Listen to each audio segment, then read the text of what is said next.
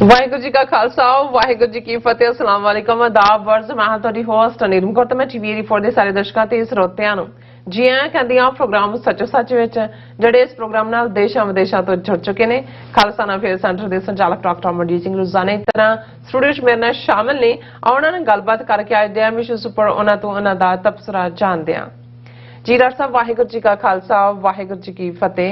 हाँ जी नीलम कौर जी तुहानू भी ते दुनिया भर च बैठे साडे बहुत ही प्यारे सोहने सियाणे TV84 दे व्यूअर्स नू भी वाहिगुरू जी का खालसा वाहिगुरू जी की फतेह ते साडे बहुत ही प्यारे मुसलमान भैणां भरावां नू अस्सलाम वालेकुम। जी डॉक्टर साहब जी आयां नू प्रोग्राम सच्चो सच विच बहुत शुक्रिया जी। डॉक्टर साहब अज 27 अप्रैल 2022 14 विसाख नानक शाही संमत 554 ਦਾ ਦਿਨ ਹੈ ਤੇ ਡਾਕਟਰ ਸਾਹਿਬ ਪ੍ਰੋਗਰਾਮ ਸ਼ੁਰੂ ਕਰਨ ਤੋਂ ਪਹਿਲਾਂ ਅਸੀਂ ਆਪਣੇ ਦਰਸ਼ਕਾਂ ਤੇ ਸਰੋਤਿਆਂ ਨੂੰ ਹਮੇਸ਼ਾ ਤਰ੍ਹਾਂ ਦੱਸਦੀ ਵਿਊਅਰਸ ਆ ਜੇ ਤੁਸੀਂ ਹੱਕ ਸੱਚ ਇਨਸਾਫ ਤੇ ਪੈਰਾ ਦਿੰਦਾ ਇੱਕੋ ਇੱਕ ਚੈਨਲ TV84 ਨੂੰ ਦੇਖਣਾ ਚਾਹੁੰਦੇ ਹੋ ਤਾਂ ਤੁਸੀਂ ਦੇਖ ਸਕਦੇ ਸਪੈਕਟਰਮ ਕੇਬਲ ਆਰਚਨ ਕੇਬਲ ਬੈਲ ਫਾਈਬਰ ਕੈਨੇਡਾ roku ਜਾਦੂ ਬਾਕਸ ਸ਼ਾਵਾ Facebook TV84 ਦੀ ਐਪ ਰਾਹੀਂ online streaming and IP box ਤੇ ਤੁਸੀਂ TV84 ਨੂੰ ਦੇਖ ਸਕਦੇ ਹੋ।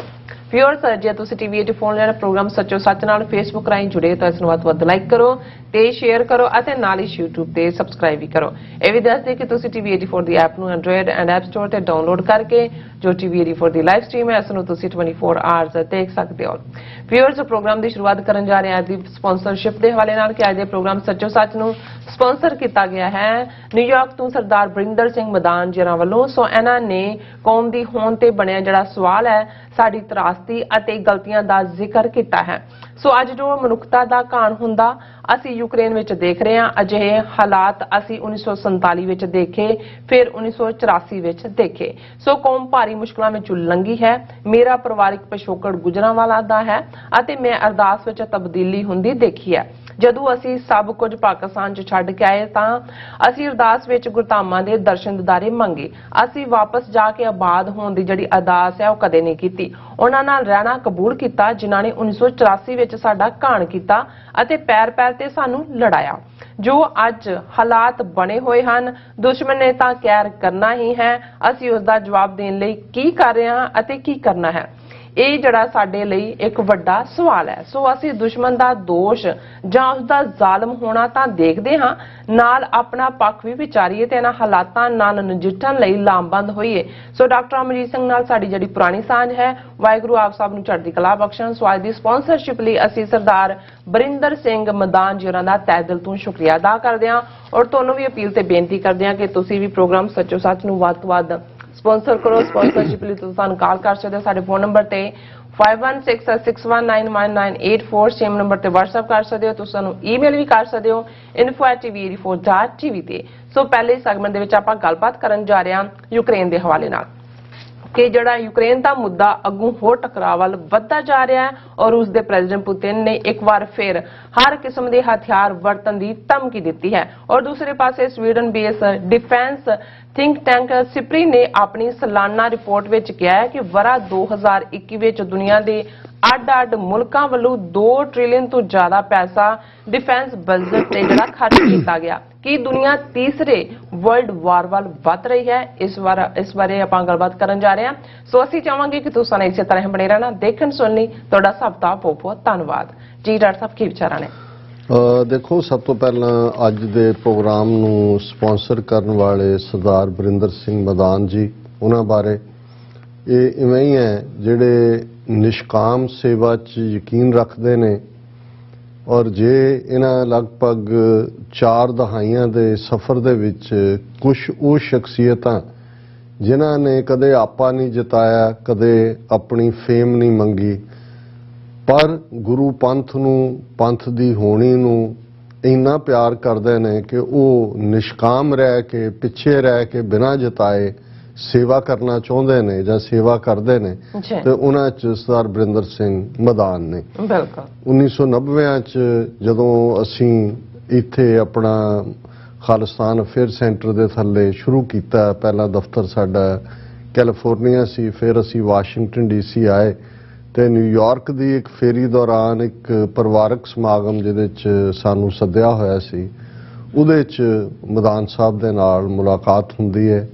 बड़ी प्यारी शख्सियत बाकी भी उन्होंने परिवार के जी नाल सन ਔਰ ਉਹ ਇੱਕ ਸ਼ੁਰੂਆਤ ਬਣੀ ਉਸ ਰਿਸ਼ਤੇ ਦੀ। ਔਰ ਬਹੁਤ ਜਲਦੀ ਉਹਨਾਂ ਜ਼ਮਾਨਿਆਂ 'ਚ, ਅੱਜ ਤਾਂ ਹੁਣ ਹਰ ਇੱਕ ਦੇ ਕੋਲ ਜੇ ਘਰ ਦੇ 4-6 ਜੀ ਨੇ ਤੇ ਹਰ ਇੱਕ ਕੋਲ ਸੈੱਲਫੋਨ ਹੁੰਦਾ ਹੈ, ਉਦੋਂ ਜਿਹੜਾ ਸੈੱਲਫੋਨ ਵੀ ਇੱਕ ਰੇਅਰ ਕਮੋਡਿਟੀ ਸੀ। ਔਰ ਕਿਉਂਕਿ ਅਸੀਂ ਵੀ ਅਜੇ ਸ਼ੁਰੂਆਤੀ ਦੌਰ ਸੀ, ਸਾਡੇ ਰਿਸੋਰਸ ਵੀ ਬੜੇ ਲਿਮਿਟਿਡ ਸੀ।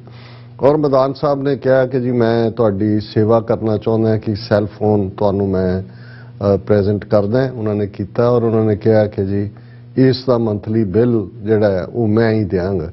ਔਰ ਇਹ ਸਿਲਸਿਲਾ ਕਈ ਵਰੇ ਆਲਮੋਸਟ ਅੱਜ ਤੋਂ 6-7 ਸਾਲ ਪਹਿਲਾਂ ਤੱਕ ਜਾਰੀ ਰਿਹਾ, ਜਿਹਦੇ 'ਚ ਕਿ ਮੈਨੂੰ ਕਦੇ ਫਿਕਰ ਨਹੀਂ ਸੀ। ਔਰ ਇਹ ਉਹ ਪੀਰੀਅਡ ਸੀ ਜਦੋਂ ਕਿ ਇੰਟਰਨੈਸ਼ਨਲ ਕਾਲਾਂ ਵੀ ਮਹਿੰਗੀਆਂ ਸੀ, ਲੋਕਲ ਵੀ ਹੁਣ ਤਾਂ ਬੜੀਆਂ ਸਸਤੀਆਂ ਸਕੀਮਾਂ ਨੇ। ਸੋ ਮੈਂ ਸਮਝਦਾ ਵੀ ਇਹ ਉਸ ਪੀਰੀਅਡ ਦੇ ਵਿੱਚ ਇੱਕ ਨਿਸ਼ਕਾਮ ਸੇਵਾ ਵੱਲ ਜੇ ਕਹਿਣਾ ਹੋਏ ਔਰ ਸਾਡੇ ਲਈ ਇੱਕ ਬੜੀ ਯੂਜ਼ਫੁਲ ਤੋਹਫਾ ਸੀ। ਔਰ ਕੱਲਾ ਹੀ ਨਹੀਂ, ਉਹਨਾਂ ਦੇ ਅੰਦਰ ਜਿਸ ਕਦਰ ਪੰਥ ਦਾ ਪਿਆਰ ਹੈ, ਉਹਨਾਂ ਨੇ ਬੇਸ਼ੱਕ ਉਹ ਸਿੱਖੀ ਸਰੂਪ 'ਚ ਨਹੀਂ ਨੇ, ਲੇਕਿਨ ਉਹਨਾਂ ਨੇ ਹਰ ਸਮਾਗਮ ਜਿੱਥੇ ਵੀ ਪੰਥ ਦੀ ਗੱਲ, ਨਿਊਯਾਰਕ ਸਿੱਖ ਡੇ ਪੈਰੇਡ ਜਾਂ ਦੀਵਾਨਾਂ 'ਚ ਕੇਸਰੀ ਦਸਤਾਰ ਸਜਾ ਕੇ ਆਉਣਾ। ਫਿਰ ਉਹਨਾਂ ਦੇ ਨਾਲ ਪਰਿਵਾਰਕ ਸੰਬੰਧ, ਉਹਨਾਂ ਦੇ ਬਜ਼ੁਰਗ ਜਿਹੜੇ ਹੁਣ ਇਸ ਦੁਨੀਆ 'ਚ ਨਹੀਂ ਨੇ, ਉਹਨਾਂ ਨਾਲ ਮਿਲਣ ਦਾ ਮੌਕਾ ਬਣਿਆ। ਉਹਨਾਂ ਦੇ ਪਰਿਵਾਰ, ਉਹਨਾਂ ਦੀ ਬੱਚੀ ਜਦੋਂ ਅਜੇ ਉਹ ਗਰੋ ਹੋ ਰਹੀ ਸੀ ਔਰ ਉਹਨੇ ਸ਼ਬਦ ਕੀਰਤਨ ਔਰ ਚਾਅ ਨਾਲ ਉਹਨਾਂ ਨੇ ਸ਼ਬਦ ਵੀ ਸੁਣਾਉਣਾ। ਔਰ ਮਦਾਨ ਸਾਹਿਬ ਨੇ, ਭੈਣ ਜੀ ਨੇ ਪ੍ਰਾਈਡ ਮਹਿਸੂਸ ਕਰਨਾ ਵੀ ਇਸ ਪਾਸੇ। ਹੁਣ ਤਾਂ ਅੱਗੋਂ ਉਹ ਵਿਆਹੀ ਵੀ ਗਈ ਹੈ ਔਰ ਅੱਗੋਂ ਪੋਤਾ ਹੈ ਮਦਾਨ ਸਾਹਿਬ ਦਾ। ਸੋ ਉਹਨਾਂ ਦੇ ਬਜ਼ੁਰਗਾਂ ਦੇ ਨਾਲ ਬੈਠ ਕੇ ਵੀ ਜਦੋਂ ਤੁਸੀਂ, ਔਰ ਮੇਰੇ ਲਈ ਹਮੇਸ਼ਾ ਹੀ ਜੇ ਮੈਂ ਇਹ ਕਹਾਂ ਵੀ ਕਿਤਾਬਾਂ ਨਾਲੋਂ ਜ਼ਿਆਦਾ ਜੇ ਮੈਂ ਸਿੱਖਿਆ ਤੇ ਬਜ਼ੁਰਗਾਂ ਦੀ ਸੰਗਤ ਦੇ ਵਿੱਚ ਸਿੱਖਿਆ। ਬਿਲਕੁਲ ਉਹਨਾਂ ਦੇ ਕੋਲ ਜ਼ਿੰਦਗੀ ਦੀ ਕਿਤਾਬ, ਜ਼ਿੰਦਗੀ ਦਾ ਅਨੁਭਵ ਹੁੰਦਾ ਹੈ। ਔਰ ਗੁਰਸਿੱਖੀ ਵਿੱਚ ਪੂਰੀ ਤਰ੍ਹਾਂ ਰੰਗੇ ਹੋਏ, ਗੁਰਮਤ ਨੂੰ, ਪੰਥ ਦੀਆਂ ਐਸਪੀਰੇਸ਼ਨਸ ਨੂੰ ਰਿਪਰੈਜ਼ੈਂਟ ਕਰਨ ਵਾਲੇ। ਔਰ ਮਦਾਨ ਸਾਹਿਬ ਬੇਸ਼ੱਕ ਉਹ 60s ਦੇ ਵਿੱਚ ਅਮਰੀਕਾ 'ਚ ਆਏ ਔਰ ਇੱਥੇ ਆ ਕੇ ਉਹਨਾਂ ਨੇ, ਜੇ ਅਸੀਂ ਸਭ ਤੋਂ ਪੁਰਾਣਾ ਗੁਰਦੁਆਰਾ ਇਸ ਏਰੀਆ 'ਚ ਦੇਖਦੇ ਹਾਂ ਤਾਂ ਗੁਰਦੁਆਰਾ ਫਲਸ਼ਿੰਗ, ਉਸ ਦੇ ਉਹਨਾਂ ਬੁਨਿਆਦੀ ਮੈਂਬਰਾਂ 'ਚੋਂ ਸਨ ਜਿਨ੍ਹਾਂ ਨੇ ਗੁਰਦੁਆਰਾ ਸਾਹਿਬ ਦੀ ਸ਼ੁਰੂਆਤ ਕੀਤੀ। ਔਰ ਜਿਵੇਂ ਅੱਜ ਅਮਰਵੀਰ ਸਿੰਘ ਨਾਲ ਗੱਲਬਾਤ 'ਚੋਂ ਦੱਸ ਰਹੇ ਸਨ ਕਿ ਵੀ ਉਹਨਾਂ ਨੇ ਕਿਵੇਂ ਜਦੋਂ ਪਹਿਲਾ ਗੁਰਪੁਰਬ ਮਨਾਇਆ, ਕਿਵੇਂ 10,000 15,000 ਡਾਲਰ ਇਕੱਠਾ ਕੀਤਾ ਔਰ ਕਿਵੇਂ। ਸੋ ਇਹ ਸਾਡੇ ਉਹ ਸਾਰੇ ਹੀ ਵੀਰ ਨੇ ਜਿਨ੍ਹਾਂ ਨੇ, ਜੇ ਅੱਜ ਅਸੀਂ ਹਜ਼ਾਰਾਂ ਦੇ ਇਕੱਠ ਦੇਖਦੇ ਹਾਂ ਨਗਰ ਕੀਰਤਨਾਂ 'ਚ, ਗੁਰਦੁਆਰੇ ਇਸ ਵੇਲੇ ਟਰਾਈ ਸਟੇਟ 'ਚ 50+ ਹੋਣਗੇ ਔਰ ਹਰ ਥਾਂ ਸੰਗਤਾਂ ਔਰ ਦੀਵਾਨ ਸਜਦੇ ਨੇ। ਸੋ ਇਹ ਉਸ ਵਿਚਾਰਧਾਰਾ ਦੀ ਨੁਮਾਇੰਦਗੀ ਕਰਦੇ ਨੇ। ਔਰ ਬਹੁਤ ਵਾਰ ਜਦੋਂ ਅਸੀਂ 47 ਦੇ ਦੌਰ ਵੱਲ ਦੇਖਦੇ ਹਾਂ, ਫਿਰ 84 ਦੇ ਦੌਰ ਵੱਲ ਦੇਖਦੇ ਹਾਂ, ਇਹ ਸਾਡੀ ਕੌਮ ਦੀ ਇੱਕ ਵੱਡੀ ਤਰਾਸਦੀ ਹੈ। ਇਹੀ ਨਹੀਂ ਕਿ 1849 ਤੱਕ ਜਿਹੜੀ ਰਾਜ ਭਾਗ ਦੀ ਮਾਲਕ ਸਿੱਖ ਕੌਮ ਸੀ, ਉਹਨੇ ਇੰਨੀਆਂ ਭਾਰੀ ਕੁਰਬਾਨੀਆਂ ਕਰਕੇ ਵੀ ਅੰਗਰੇਜ਼ਾਂ ਤੋਂ ਆਜ਼ਾਦੀ ਦੇ ਲਈ, ਜਦੋਂ ਸਾਡੇ ਕੋਲ ਆਪਸ਼ਨ ਚੁਆਇਸ ਸੀ, ਅਸੀਂ ਆਪਣਾ ਮੁਲਕ ਨਾ ਲੈ ਕੇ ਅਸੀਂ ਜਿਹੜਾ ਉਹ ਭਾਰਤ ਦੇ ਨਾਲ ਆਪਣੀ ਕਿਸਮਤ ਜੋੜੀ। ਉਸ ਵੇਲੇ ਦੀ ਲੀਡਰਸ਼ਿਪ ਦੇ ਵੱਡੇ ਬਜਰ ਗੁਨਾਹ ਮੈਂ ਅਕਸਰ ਕਹਿੰਦਾ। ਲੇਕਿਨ ਇਸ ਦੇ ਨਾਲ ਹੀ ਜਿਹੜਾ ਇੱਕ ਵੱਡੀ ਟ੍ਰੈਜੇਡੀ 'ਚੋਂ ਆਲਮੋਸਟ 40% ਜੇ ਉਸ ਵੇਲੇ ਦੀ ਸਿੱਖ ਪੋਪੂਲੇਸ਼ਨ ਦਾ ਕਹਿਣਾ ਹੋਏ, ਜਿਹੜੇ ਲਹਿੰਦੇ ਪੰਜਾਬ ਦੇ ਵਿੱਚ ਸਨ ਜਾਂ ਜਿਹੜਾ ਨਾਰਥ ਵੈਸਟ ਫਰੰਟੀਅਰ ਪ੍ਰੋਵਿੰਸ ਸੂਬਾ ਸੀ ਉਹਦੇ 'ਚ ਸਨ ਜਾਂ ਸਿੰਧ ਦੇ ਵਿੱਚ ਸਨ, ਉਹ ਘਰੋਂ ਬੇਘਰ ਹੋਏ। ਕਿੰਨੇ ਵੱਡੇ ਪੈਮਾਨੇ ਦੇ ਉੱਤੇ ਜਿਹੜੀ ਸਿਵਲ ਵਾਰ ਦੋਵੇਂ ਪਾਸੇ, ਦੋਵਾਂ ਪੰਜਾਬਾਂ ਦੇ ਵਿੱਚ ਐਥਨਿਕ ਕਲੀਨਜ਼ਿੰਗ ਦੋਨੋਂ ਪਾਸਿਆਂ ਨੇ ਕੀਤੀ। ਔਰ ਜੋ ਜ਼ੁਲਮਾਂ ਦੀ ਦਾਸਤਾਨ ਹੈ, ਕਿਉਂਕਿ ਮਦਾਨ ਸਾਹਿਬ ਖੁਦ ਉਸ ਪੀਰੀਅਡ, ਜਿਵੇਂ ਉਹਨਾਂ ਨੇ ਦੱਸਿਆ 6-7 ਸਾਲ ਦੇ ਸਨ, ਉਹਨਾਂ ਦੀ ਫੈਮਿਲੀ, ਜਿਵੇਂ ਤੁਸੀਂ ਦੱਸਿਆ ਵੀ ਉਹਨਾਂ ਦਾ ਓਰੀਜਨ ਤਾਂ ਗੁਜਰਾਂਵਾਲਾ ਨਾਲ ਸੰਬੰਧ ਜੁੜਦਾ। ਗੁਜਰਾਂਵਾਲਾ ਉਹ ਪ੍ਰਾਊਡ ਸ਼ਹਿਰ ਹੈ ਜਿੱਥੇ ਮਹਾਰਾਜਾ ਰਣਜੀਤ ਸਿੰਘ ਉਹਨਾਂ ਦੀ ਹੀ ਯਾਦ ਨਾਲ ਨਹੀਂ ਜੁੜਿਆ ਹੋਇਆ 3 ਜਨਰੇਸ਼ਨਾਂ, ਕਿਉਂਕਿ ਗੁਜਰਾਂਵਾਲੇ ਨੂੰ ਪਹਿਲਾਂ ਜਿਹੜੀ ਮਿਸਲ ਸ਼ੁਕਰ ਚੱਕੀ ਹੈ ਉਸ ਦਾ ਹੈੱਡਕੁਆਰਟਰ ਮਹਾਰਾਜਾ ਰਣਜੀਤ ਸਿੰਘ ਦੇ ਦਾਦਾ ਚੜਤ ਸਿੰਘ, ਸਰਦਾਰ ਚੜਤ ਸਿੰਘ ਨੇ ਗੁਜਰਾਂਵਾਲੇ ਨੂੰ ਬਣਾਇਆ।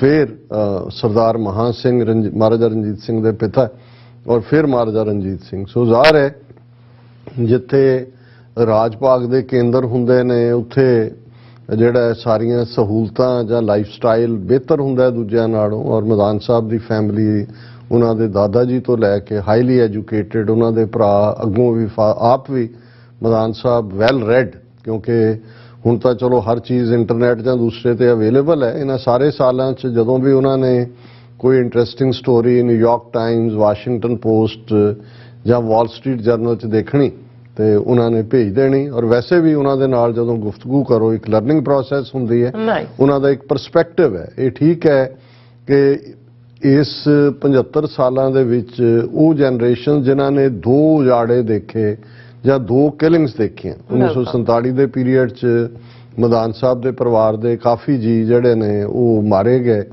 ਔਰ 1984 ਤੱਕ ਪਹੁੰਚਦੇ ਆ ਫਿਰ ਉਹਨਾਂ ਦੇ ਇਵਨ ਇਨ ਲਾਜ਼ ਜਾਂ ਦੂਸਰੇ ਕਾਨਪੁਰ, ਦਿੱਲੀ ਇਹਦੇ ਨਾਲ ਸੰਬੰਧਿਤ ਉਸ ਦੇ ਵੀ ਉਹ ਵਿਕਟਮ ਬਣੇ। ਸੋ ਉਹ ਜਦੋਂ ਇਹਨਾਂ ਦੋਨੋਂ ਹੀ ਦੌਰਾਂ ਦੀ ਗੱਲ ਕਰਦੇ ਨੇ ਔਰ ਜਿਹੜੇ ਇਸ ਸਾਰੇ ਪੀਰੀਅਡ ਦੇ ਵਿੱਚ ਟਾਇਰੈਂਟਸ ਦੀ ਜਦੋਂ ਅਸੀਂ ਗੱਲ ਕਰਦੇ ਤੇ ਕਈ ਵਾਰ ਇਸ ਗੱਲ ਨੂੰ ਸਮਝਣਾ ਪੈਂਦਾ ਹੈ ਕਿ ਭਾਈ ਅਸੀਂ ਅੱਜ ਜਿਹੜੀ ਜਨਰੇਸ਼ਨ ਪੋਸਟ 47 ਹੈ ਉਹ ਇੱਕ ਆਪਣਾ ਪਰਸਪੈਕਟਿਵ ਰੱਖਦੀ ਹੈ। ਅਸੀਂ ਗੱਲ ਕਰਨ ਲੱਗੇ ਹਾਂ ਪੋਲੀਟੀਕਲ ਜਿਹੜੀ ਰਿਐਲਿਟੀ ਹੈ, ਗਰਾਊਂਡ ਰਿਐਲਿਟੀ, ਉਸ ਨੂੰ ਵੀ ਧਿਆਨ 'ਚ ਰੱਖਦੇ ਹਾਂ। ਪਰ ਕੁਝ ਚੀਜ਼ਾਂ ਜਿਨ੍ਹਾਂ ਨਾਲ ਇਮੋਸ਼ਨ ਜੁੜੀ ਹੁੰਦੀ ਹੈ, ਤੁਹਾਡੀਆਂ ਯਾਦਾਂ, ਤੁਹਾਡੇ ਉਹ ਪਾਸਟ ਜਿਹੜਾ ਤੁਹਾਨੂੰ ਬਾਰ-ਬਾਰ ਆਉਂਦਾ ਹੈ, ਉਸ ਦੇ ਵਿੱਚ ਜਿਹੜਾ ਕਈ ਵਾਰ ਜਿਹੜੀ ਇੱਕ ਸਾਰੀ ਇਸ਼ੂ ਦੀ ਗੱਲ ਹੈ ਉਹ ਇੱਕ ਹੋਰ ਪਾਸੇ ਵੀ ਜਾਂਦੀ ਹੈ। ਪਰ ਮਦਾਨ ਸਾਹਿਬ ਮੈਂ ਸਮਝਦਾ ਵੀ ਸਾਡੇ ਲਈ ਇੱਕ ਭਰਾ ਨੇ, ਇੱਕ ਸਾਡੇ ਲਈ ਜਿਹੜੇ ਨੇ ਰਾਹ ਦਸੇਰੇ ਵੀ ਨੇ, ਕਿਉਂਕਿ ਉਹਨਾਂ ਦੇ ਨਾਲ ਜਦੋਂ ਕਿਸੇ ਗੱਲ ਤੇ ਉਹ ਐਗਰੀ ਨਹੀਂ ਕਰਦੇ ਉਹ ਬੜੀ ਇਮੋਸ਼ਨਲੀ ਸਟਰੋਂਗਲੀ ਆਰਗੂ ਕਰਦੇ ਨੇ ਆਪਣਾ ਨੁਕਤਾ। ਔਰ ਮੈਂ ਵੀ ਕੋਸ਼ਿਸ਼ ਕਰਦਾ ਹਮੇਸ਼ਾ ਕਿ ਭਾਈ ਅਸੀਂ ਜਿਹੜੇ ਅੱਡ-ਅੱਡ ਵਿਊ ਪੁਆਇੰਟ ਨੇ ਉਹਨਾਂ ਨੂੰ ਸਮੋ ਕੇ ਕਰੰਟ ਦੇ ਵਿੱਚ ਰਹਿੰਦੇ ਆ, ਪੰਥ ਦਾ ਭਲਾ ਕਿਵੇਂ ਹੋ ਸਕਦਾ ਹੈ। ਔਰ ਜਿਵੇਂ ਮਦਾਨ ਸਾਹਿਬ ਨੇ ਕਿਹਾ ਕਿ ਭਾਈ ਅਸੀਂ ਜਿੱਥੋਂ ਸਾਡੀਆਂ ਜੜ੍ਹਾਂ ਸੀ ਉੱਥੋਂ ਸਭ ਕੁਝ ਚੁੱਕਿਆ ਗਿਆ। ਅਸੀਂ ਅਰਦਾਸ 'ਚ ਇਹ ਤਾਂ ਸ਼ਾਮਲ ਕੀਤਾ ਕਿ ਵੀ ਸ਼੍ਰੀ ਨਨਕਾਣਾ ਸਾਹਿਬ ਤੇ ਹੋਰ ਗੁਰਦੁਆਰਿਆਂ ਗੁਰਧਾਮਾਂ ਜਿਨ੍ਹਾਂ ਤੋਂ ਪੰਥ ਨੂੰ ਵਿਛੋੜਿਆ ਗਿਆ ਹੈ ਤਿਨਾਂ ਦੇ ਖੁੱਲੇ ਦਰਸ਼ਨ ਦੀਦਾਰ ਤੇ ਸੇਵਾ ਸੰਭਾਲ ਦਾ ਦਾਨ ਆਪਣੇ ਪਿਆਰੇ ਖਾਲਸਾ ਜੀ ਨੂੰ ਬਖਸ਼ੋ। ਪਰ ਅਸੀਂ ਮੁੜ ਆਬਾਦ ਹੋਣਾ ਉੱਥੇ ਨਹੀਂ ਜਿਹੜਾ ਉਹ ਮੰਗਿਆ। ਸੋ ਜ਼ਾਹਰ ਹੈ ਜਿਵੇਂ ਅਸੀਂ ਅੱਜ ਕੁਝ ਇਸ਼ੂਜ਼ ਦੇ ਉੱਤੇ ਰੀਅਲਿਸਟਿਕ ਅਪਰੋਚ ਰੱਖਦੇ ਹਾਂ, ਉਸ ਪੀਰੀਅਡ 'ਚ ਜਦੋਂ ਕਿ ਲਫ਼ਜ਼ ਅਰਦਾਸ ਦੇ ਵਿੱਚ ਸ਼ਾਮਲ ਕੀਤੇ ਗਏ, ਜਿਹੜੀ ਐਗਜ਼ੈਕਟਿਵ ਸੀ ਸ਼੍ਰੋਮਣੀ ਕਮੇਟੀ ਦੀ ਅਕਾਲ ਤਖਤ ਔਰ ਇਹ ਸ਼ਾਇਦ 1948-49 ਦੇ ਪੀਰੀਅਡ 'ਚ ਇਹਨਾਂ ਨੂੰ ਡਰਾਫਟ ਕੀਤਾ ਗਿਆ। ਉਹਨਾਂ ਨੇ ਸਮਝ ਲਿਆ ਹੋਵੇਗਾ ਕਿ ਭਾਈ ਇਹ ਹੁਣ ਇੱਕ ਹਕੀਕਤ ਬਣ ਗਈ ਹੈ, ਇਹ ਲੀਕ ਖਿੱਚੀ ਗਈ। ਹਾਲਾਂ ਬਹੁਤ ਸਾਰੇ ਜਿਹੜੇ 47 ਦੌਰ ਦੇ ਉਧਰੋਂ ਆਏ ਪਰਿਵਾਰ ਨੇ ਉਹਨਾਂ ਦੀਆਂ ਕੁਝ ਕਹਾਣੀਆਂ ਜਿਹੜੀਆਂ ਅੱਡ-ਅੱਡ ਦੋਨੋਂ ਪਾਸਿਓਂ ਹੀ, ਉੱਥੇ ਵੀ ਪੰਜਾਬੀ ਚੈਨਲ, ਪੰਜਾਬੀ ਲਹਿਰ ਹੈ ਜਾਂ ਇਧਰਲੇ ਵੀ ਅੱਜ ਕੱਲ੍ਹ ਕਵਰ ਕਰਦੇ ਨੇ ਜਿਹੜੇ ਬਜ਼ੁਰਗ ਬੱਚੇ ਨੇ, ਦੋਨੋਂ ਪਾਸਿਓਂ ਹੀ ਜਿਹੜੇ ਗਏ ਉਹਨਾਂ ਨੂੰ ਇਹ ਸੀ ਕਿ ਵੀ ਇਹ ਇੱਕ ਵਕਤੀ ਜਿਹੀ ਗੱਲ ਹੈ ਔਰ ਅਸੀਂ ਵਾਪਸ ਮੁੜ ਆਵਾਂਗੇ। ਔਰ ਕਈਆਂ ਨੇ ਤਾਂ ਇਸ ਆਸ ਦੇ ਉੱਤੇ ਹੀ ਚਾਬੀਆਂ ਆਪਣੇ ਗੁਆਂਢੀਆਂ ਨੂੰ ਦਿੱਤੀਆਂ ਔਰ ਕੁਝ ਦਿੱਤਾ, ਲੇਕਿਨ ਇਹ ਜਿਹੜੀ ਵਾਗੇ ਦੇ ਉੱਤੇ ਖਿੱਚੀ ਲੀਕ ਸੀ ਇਸ ਨੂੰ ਮੁੜ ਕੇ ਦੋਨੋਂ ਹੀ ਪਾਸੇ ਦੀਆਂ ਧਿਰਾਂ ਜਿਨ੍ਹਾਂ ਨੂੰ ਇਹ ਸੂਟ ਕਰਦੀ ਸੀ ਹੌਸਟੈਲਿਟੀ ਵੀ, ਉਹਨਾਂ ਨੇ ਇਹੀ ਨਹੀਂ। ਜਦੋਂ ਅਸੀਂ ਗੁਰਧਾਮਾਂ ਦੇ ਵੀ ਸੇਵਾ ਸੰਭਾਲ ਦੀ ਗੱਲ ਕਰਦੇ ਹਾਂ, ਆਲਮੋਸਟ ਜੇ ਅਸੀਂ ਦੇਖਣਾ ਹੋਏ ਤਾਂ 1999 ਤੱਕ ਪਹੁੰਚਦੇ ਹਾਂ। 1998 ਚ ਪਾਕਿਸਤਾਨ ਸਿੱਖ ਗੁਰਦੁਆਰਾ ਪ੍ਰਬੰਧਕ ਕਮੇਟੀ ਬਣਦੀ ਹੈ। ਅਦਰਵਾਈਜ਼ ਲੰਬਾ ਵਕਤ ਉਹਨਾਂ ਦਿਦਾਰਿਆਂ ਨੂੰ ਵੀ, ਦਰਸ਼ਨ ਦਿਦਾਰ ਨੂੰ ਵੀ ਤਰਸਦੇ ਰਹੇ। ਹੁਣ ਬੇਸ਼ੱਕ ਉਸ ਫਿਜ਼ਾ 'ਚ ਤਬਦੀਲੀ ਹੈ ਔਰ 2019 ਚ ਕਰਤਾਰਪੁਰ ਸਾਹਿਬ ਕੋਰੀਡੋਰ ਦੇ ਖੁੱਲ੍ਹਣ ਤੋਂ ਬਾਅਦ ਨਾ ਸਿਰਫ ਹੁਣ ਅਰਾਊਂਡ ਦਾ ਈਅਰ ਸਿੱਖ ਯਾਤਰੂ ਜਾ ਸਕਦੇ ਨੇ, ਜਾਂਦੇ ਨੇ, ਲੇਕਿਨ ਈਵਨ ਜਿਹੜੇ 70-75 ਸਾਲ ਦੇ ਵਿਛੜੇ ਹੋਏ ਸੀ ਔਰ ਰੋਜ਼ਾਨਾ ਕੋਈ ਨਾ ਕੋਈ ਹਿਊਮਨ ਇੰਟਰਸਟ ਸਟੋਰੀ ਹੁੰਦੀ ਹੈ ਕਿ ਦੋਵੇਂ ਪਾਸਿਓਂ ਜਿਹੜੇ ਨੇ ਉਹ ਜਾ ਕੇ ਕਰਤਾਰਪੁਰ ਸਾਹਿਬ ਕੋਰੀਡੋਰ ਸੱਚਮੁੱਚ ਕੋਰੀਡੋਰ ਆਫ ਲਵ ਬਣਿਆ, ਜਿੱਥੇ ਕਿ ਉਹ ਜਿਹੜੇ ਨੇ ਆਪਸ ਦੇ ਵਿੱਚ ਮਿਲਦੇ ਨੇ। ਔਰ ਜਿਵੇਂ ਮਦਾਨ ਸਾਹਿਬ ਨੇ ਅਜੋਕੀ ਹਾਲਤ 1984 ਦਾ ਵੀ ਜਦੋਂ ਜ਼ਿਕਰ ਕਰਦੇ ਨੇ ਤਾਂ ਉਹ ਜ਼ਾਰ-ਜ਼ਾਰ ਉਹਨਾਂ ਦੀਆਂ ਅੱਖਾਂ 'ਚ ਅਥਰੂ ਹੀ ਹੁੰਦੇ ਨੇ। ਔਰ ਉਹ ਕਿਉਂਕਿ ਉਹਨਾਂ ਨੇ ਆਪਣਾ ਬਚਪਨ ਜਿਹੜੇ ਜਦੋਂ ਤੁਸੀਂ 6-7 ਸਾਲ ਦੀ ਉਮਰ 'ਚ ਆਏ ਦਿੱਲੀ ਦੇ ਵਿੱਚ ਰਿਫਿਊਜੀ ਬਣ ਕੇ, ਤੇ ਜਿਹੜੀ ਹਿੰਦੂ ਤਵੀਆਂ ਦੀ ਜ਼ਹਿਨੀਅਤ ਹੈ ਉਸ ਦੇ ਬਾਰੇ ਜਦੋਂ ਹੁਣ ਗੱਲ ਹੁੰਦੀ ਹੈ ਜੀ ਕਿ RSS ਕੀ ਕਰ ਰਿਹਾ, ਤਾਂ ਉਹਨਾਂ ਨੇ ਕਿਹਾ ਕਿ ਭਾਈ ਇਹਨਾਂ ਦਾ ਕੀ ਰੋਲ ਰਿਹਾ। ਉਦੋਂ ਹੀ ਇਹਨਾਂ ਦੇ ਮਨਾਂ 'ਚ ਕਿੰਨੀ ਨਫ਼ਰਤ ਸੀ, ਪੰਜਾਬੀ ਸੂਬੇ ਦਾ ਜਦੋਂ ਮੋਰਚਾ ਲੱਗਾ ਇਹਨਾਂ ਦਾ ਕੀ ਰੋਲ ਸੀ। ਔਰ ਹੁਣ ਤੱਕ ਪਹੁੰਚਦੇ ਆ ਈਵਨ 1984 ਚ ਕਿਵੇਂ RSS ਦੇ ਸੰਗੀਆਂ ਨੇ ਕਾਂਗਰਸੀਆਂ ਦੇ ਨਾਲ ਅੱਗੇ ਹੋ ਕੇ ਸਿੱਖਾਂ ਦੀ ਨਸਲਕੁਸ਼ੀ ਚ ਰੋਲ ਅਦਾ ਕੀਤਾ। ਸੋ ਮਦਾਨ ਸਾਹਿਬ ਖਾਲਿਸਤਾਨ ਦੇ ਹਮਾਇਤੀ ਨੇ, ਖਾਲਸਾ ਚੜ੍ਹਦੀ ਕਲਾ ਚ ਰਹੇ ਔਰ ਉਹਨਾਂ ਦੇ ਮੁਖਾਤਬ ਦੇ ਵਿੱਚ ਉਹ ਲਫ਼ਜ਼ ਖਾਲਸਾ ਜ਼ਿਆਦਾ ਇਸਤੇਮਾਲ ਕਰਦੇ ਨੇ। ਜਦੋਂ ਇਸ ਵਾਰ ਕਿਉਂਕਿ ਭੈਣ ਜੀ ਜਿਹੜੇ ਨੇ ਉਹ ਥੋੜੇ ਠੀਕ ਨਹੀਂ ਸੀ, ਇਸ ਵਾਰ ਦੀ ਪੈਰੇਡ 'ਚ ਤਾਂ ਨਹੀਂ ਆਏ, ਆ ਸਕੇ, ਨਹੀਂ ਤਾਂ ਮਦਾਨ ਸਾਹਿਬ ਐਨੂਅਲੀ ਹੁੰਦੇ ਨੇ। ਔਰ ਜਦੋਂ ਮੈਂ ਉਹਨਾਂ ਨੂੰ ਦੱਸ ਰਿਹਾ ਸੀ ਕਿ ਵੀ ਚੱਕ ਸ਼ੂਮਰ ਮੈਜੋਰਿਟੀ ਸੈਨੇਟ ਲੀਡਰ ਉਸਨੇ ਕੀਤਾ, ਉਹਨਾਂ ਨੇ ਕਿਹਾ ਮੈਨੂੰ ਤੁਸੀਂ ਕਲਿੱਪ ਵੀ ਭੇਜੋ ਉਹਨਾਂ ਦੀ ਕਿ ਵੀ ਚੌਥਾ ਮੋਸਟ ਪਾਵਰਫੁਲ ਬੰਦਾ ਸਿੱਖ ਡੇ ਪੈਰੇਡ ਦਾ ਹਿੱਸਾ ਬਣਦਾ। ਸੋ ਉਹਨਾਂ ਨੂੰ ਇਸ ਗੱਲ ਦਾ ਭਰੋਸਾ ਹੈ ਸਦਕਵਾਨ ਨੇ ਕਿ ਖਾਲਸੇ ਦੀ ਹਮੇਸ਼ਾ ਚੜ੍ਹਦੀ ਕਲਾ ਹੈ। ਗੁਰੂ ਨਾਨਕ ਸਾਹਿਬ ਦੀ ਜਿਹੜੀ ਵਿਚਾਰਧਾਰਾ ਉਹ ਸੱਚ, ਹੱਕ, ਇਨਸਾਫ ਦੇ ਉੱਤੇ ਹੈ। ਜਿੱਥੇ ਜਿੱਥੇ ਖਾਲਸਾ ਪੰਥ ਹੈ ਅਸੀਂ ਚੌਂਕੀਆਂ, ਝੰਡੇ ਬੁੰਗੇ ਜੁਗੋ ਜੁਗ ਅਟਲ ਦੀ ਅਰਦਾਸ ਕਰਦੇ ਹਾਂ ਔਰ ਹਮੇਸ਼ਾ ਖਾਲਸੇ ਦੀ ਚੜ੍ਹਦੀ ਕਲਾ ਹੋਏਗੀ। ਔਰ ਇਹ ਸਾਰੇ ਪੀਰੀਅਡ 'ਚ ਮਦਾਨ ਸਾਹਿਬ ਨੇ ਬਹੁਤ ਜ਼ਿਆਦਾ ਜਿਹੜਾ ਉਹ ਹਮੇਸ਼ਾ ਮਦਦਗਾਰ ਰਹੇ ਨੇ। ਔਰ ਮੈਂ ਸਮਝਦਾ ਵੀ ਇਹ ਸਮੁੱਚਾ ਅੱਜ ਦਾ ਪ੍ਰੋਗਰਾਮ, ਅੱਜ ਦਾ ਸੈਗਮੈਂਟ ਹੀ ਇਹ ਸਮੁੱਚਾ ਅਸੀਂ ਉਹਨਾਂ ਦੇ ਨਾਂ ਕਰਦੇ ਹਾਂ, ਕਿਉਂਕਿ ਉਹਨਾਂ ਨੇ ਜੇ ਅੱਜ ਮੈਂ ਇਹ ਕਹਾਣੀ ਆਲਮੋਸਟ 30+ ਇਅਰਸ ਬਾਅਦ ਦੱਸ ਰਿਹਾ ਕਿਉਂਕਿ ਮੈਨੂੰ ਇਹ ਲੱਗਾ ਕਿ ਵੀ ਨਹੀਂ ਉਹਨਾਂ ਨੇ, ਔਰ ਅੱਜ ਦੇ ਪ੍ਰੋਗਰਾਮ ਨੂੰ ਵੀ ਉਹਨਾਂ ਨੇ ਬੜਾ ਜੈਨਰਸਲੀ ਸਪੋਰਟ ਕੀਤਾ ਹੈ। ਮਹਾਰਾਜ ਉਹਨਾਂ ਨੂੰ ਚੜ੍ਹਦੀ ਕਲਾ ਦੇਣ, ਭੈਣ ਜੀ ਦੀ ਸਿਹਤਯਾਬੀ ਔਰ ਉਹਨਾਂ ਦੀ ਚੜ੍ਹਦੀ ਕਲਾ, ਔਰ ਇਵੇਂ ਹੀ ਉਹਨਾਂ ਤੋਂ ਸਾਨੂੰ ਗਾਈਡੈਂਸ ਮਿਲਦੀ ਰਹੇ। ਗੱਲ ਜਦੋਂ ਅਸੀਂ ਅੱਜ ਦੇ ਜ਼ਮਾਨੇ ਦੀ ਕਰਦੇ ਹਾਂ ਔਰ ਜਦੋਂ ਯੂਕਰੇਨ ਦੀ ਗੱਲ ਹੁੰਦੀ ਹੈ ਤੇ ਮਦਾਨ ਸਾਹਿਬ ਨੇ ਕਿਹਾ ਵੀ ਜਦੋਂ ਮੈਂ ਯੂਕਰੇਨ ਦੇ ਰਿਫਿਊਜੀਆਂ ਦਾ ਦੇਖਦਾ ਹਾਂ, ਪੜ੍ਹਦਾ ਹਾਂ, ਸੁਣਦਾ ਤੇ ਮੈਨੂੰ ਆਪਣਾ 1947 ਦਾ ਦੌਰ ਯਾਦ ਆ ਜਾਂਦਾ। ਔਰ ਇਸ ਸਾਰੇ ਨਾਲ ਕਿਉਂਕਿ ਕੁਝ ਚੀਜ਼ਾਂ ਸਿਆਸੀ ਤੌਰ ਤੇ ਨੈਟੋ ਕੀ ਹੈ, ਰੂਸ ਦਾ ਕੀ ਇਰਾਦਾ ਹੈ, ਨੈਟੋ ਨੇ ਕੀ ਇੱਕ ਜੇ ਪਾਸੇ ਰੱਖ ਦਈਏ, ਕਿਉਂਕਿ ਅਸੀਂ ਕਈ ਵਾਰ ਸਿਰਫ ਪੋਲੀਟੀਕਲ ਐਂਗਲ ਦੇ ਉੱਤੇ ਹੀ ਆ ਕੇ ਜ਼ਿਆਦਾ ਹਿਊਮੈਨਿਟੇਰੀਅਨ ਐਸਪੈਕਟ ਕਿਸੇ ਵੀ ਗੱਲ ਦਾ।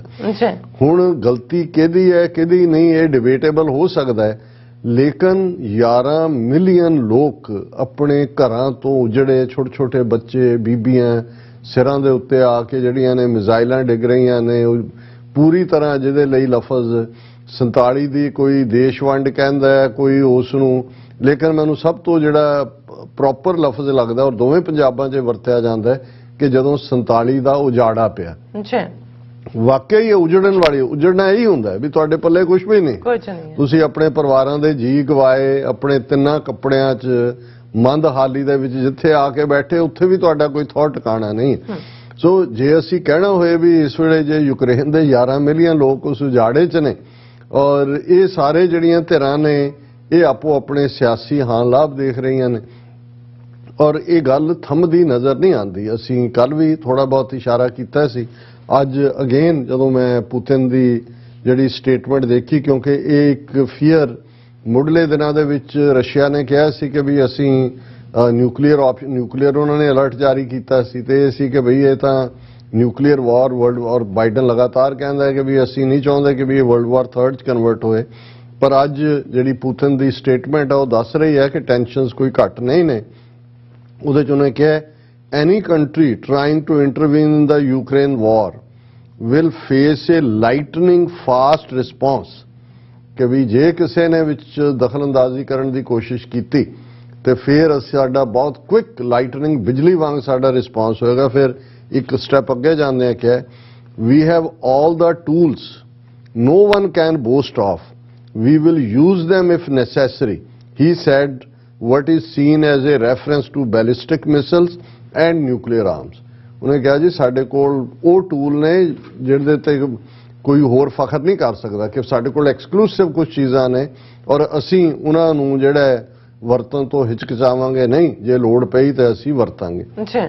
ਹੁਣ ਇਸ ਬੈਕਡ੍ਰੌਪ ਦੇ ਵਿੱਚ ਹੈ ਜਦੋਂ ਕਿ ਸੈਂਕਸ਼ਨਸ ਮਾੜਾ ਮੋਟਾ ਆਪਣਾ ਅਸਰ ਦਿਖਾਣਾ ਸ਼ੁਰੂ ਹੋ ਰਹੀਆਂ ਨੇ, ਜਿਵੇਂ ਅਸੀਂ ਦੇਖ ਰਹੇ ਸੀ ਹਾਲਾਂ China like iron brother Russia ਦਾ ਰਿਹਾ, ਪਰ ਅੱਜ ਜਿਹੜੀ ਚਾਈਨਾ ਦੀ ਸਭ ਤੋਂ ਵੱਡੀ, ਦੁਨੀਆ ਦੀ ਸਭ ਤੋਂ ਵੱਡੀ ਡਰੋਨ ਮੈਨੂਫੈਕਚਰਿੰਗ ਕੰਪਨੀ ਹੈ ਚਾਈਨਾ ਦੀ, ਔਰ ਉਹਨਾਂ ਦਾ DJI ਟੈਕਨੋਲੋਜੀ ਕੰਪਨੀ ਜਿਨ੍ਹਾਂ ਦਾ ਰਸ਼ੀਆ ਔਰ ਯੂਕਰੇਨ ਦੇ ਵਿੱਚ 2020 $2.9 ਬਿਲੀਅਨ ਦੀ ਜਿਨ੍ਹਾਂ ਨੇ ਟ੍ਰੇਡ ਕੀਤੀ ਹੈ, ਉਹਨਾਂ ਨੇ ਅੱਜ ਆਪਣਾ ਜਿਹੜਾ ਸਾਰਾ ਕੰਮਕਾਰ ਹੈ ਉਹਨੂੰ ਸਸਪੈਂਡ ਕਰ ਦਿੱਤਾ ਹੈ।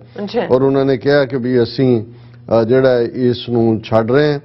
ਵੀ abhor any use of our drones to cause harm। ਉਹਨਾਂ ਨੇ ਕਿਹਾ ਜੀ ਅਸੀਂ ਨਹੀਂ ਚਾਹੁੰਦੇ ਵੀ ਕਿਸੇ ਦਾ ਵੀ ਹਾਰਮ ਹੋਏ। ਸੋ ਹੁਣ ਤੱਕ ਜੇ ਰਸ਼ੀਆ ਦੇ ਨਾਲ ਖੁੱਲ੍ਹ ਕੇ ਚਾਈਨਾ ਰਿਹਾ ਤੇ ਇਹ ਉਹਨਾਂ ਦੇ ਜਿਹੜੀਆਂ ਸੈਂਕਸ਼ਨਸ ਦੇ ਥੱਲੇ ਜਾਂ ਬਾਕੀ ਯੂਰਪ ਨੇ ਲਾਈਆਂ, ਇਹ ਪਹਿਲਾ ਸਟੈਪ ਇਸ ਪਾਸੇ ਵੱਲ ਹੈ। ਹਾਲਾਂਕਿ ਰਸ਼ੀਆ ਨੇ ਆਲਰੇਡੀ ਵੀ ਆਪਣਾ ਦੰਦ ਦਿਖਾਣੇ ਸ਼ੁਰੂ ਕੀਤੇ ਨੇ। ਉਹਨਾਂ ਨੇ ਪਿੱਛੇ ਕਿਹਾ ਸੀ ਵੀ ਅਸੀਂ ਜਿਹੜਾ ਉਹਨਾਂ ਨੂੰ ਹੀ ਆਪਣਾ ਤੇਲ ਵੇਚਾਂਗੇ, ਜਿਹੜੇ ਰੂਬਲ ਦੇ ਵਿੱਚ, ਰੂਬਲ ਉਹਨਾਂ ਦੀ ਕਰੰਸੀ ਹੈ ਰਸ਼ੀਆ, ਸਾਨੂੰ ਪੇ ਕਰਨਗੇ। ਔਰ ਉਹਨਾਂ ਨੇ ਬਲਗਾਰੀਆ ਔਰ ਪੋਲੈਂਡ ਉਹਨਾਂ ਨੂੰ ਗੈਸ ਦੀ ਸਪਲਾਈ ਜਿਹੜੀ ਹੈ ਉਹ ਬੰਦ ਕਰ ਦਿੱਤੀ ਹੈ। ਉਹਨਾਂ ਨੇ ਕਿਹਾ ਕਿ ਜੀ ਇਹ ਅਨਫ੍ਰੈਂਡਲੀ ਬਾਇਰਸ ਨੇ ਔਰ ਅਸੀਂ ਜਿਹੜਾ ਇਹਨਾਂ ਨੂੰ ਨਹੀਂ ਦੇਣਾ ਕਿਉਂਕਿ ਰੂਬਲ ਦੇ ਵਿੱਚ ਪੇ ਨਹੀਂ ਕਰਦੇ ਨੇ।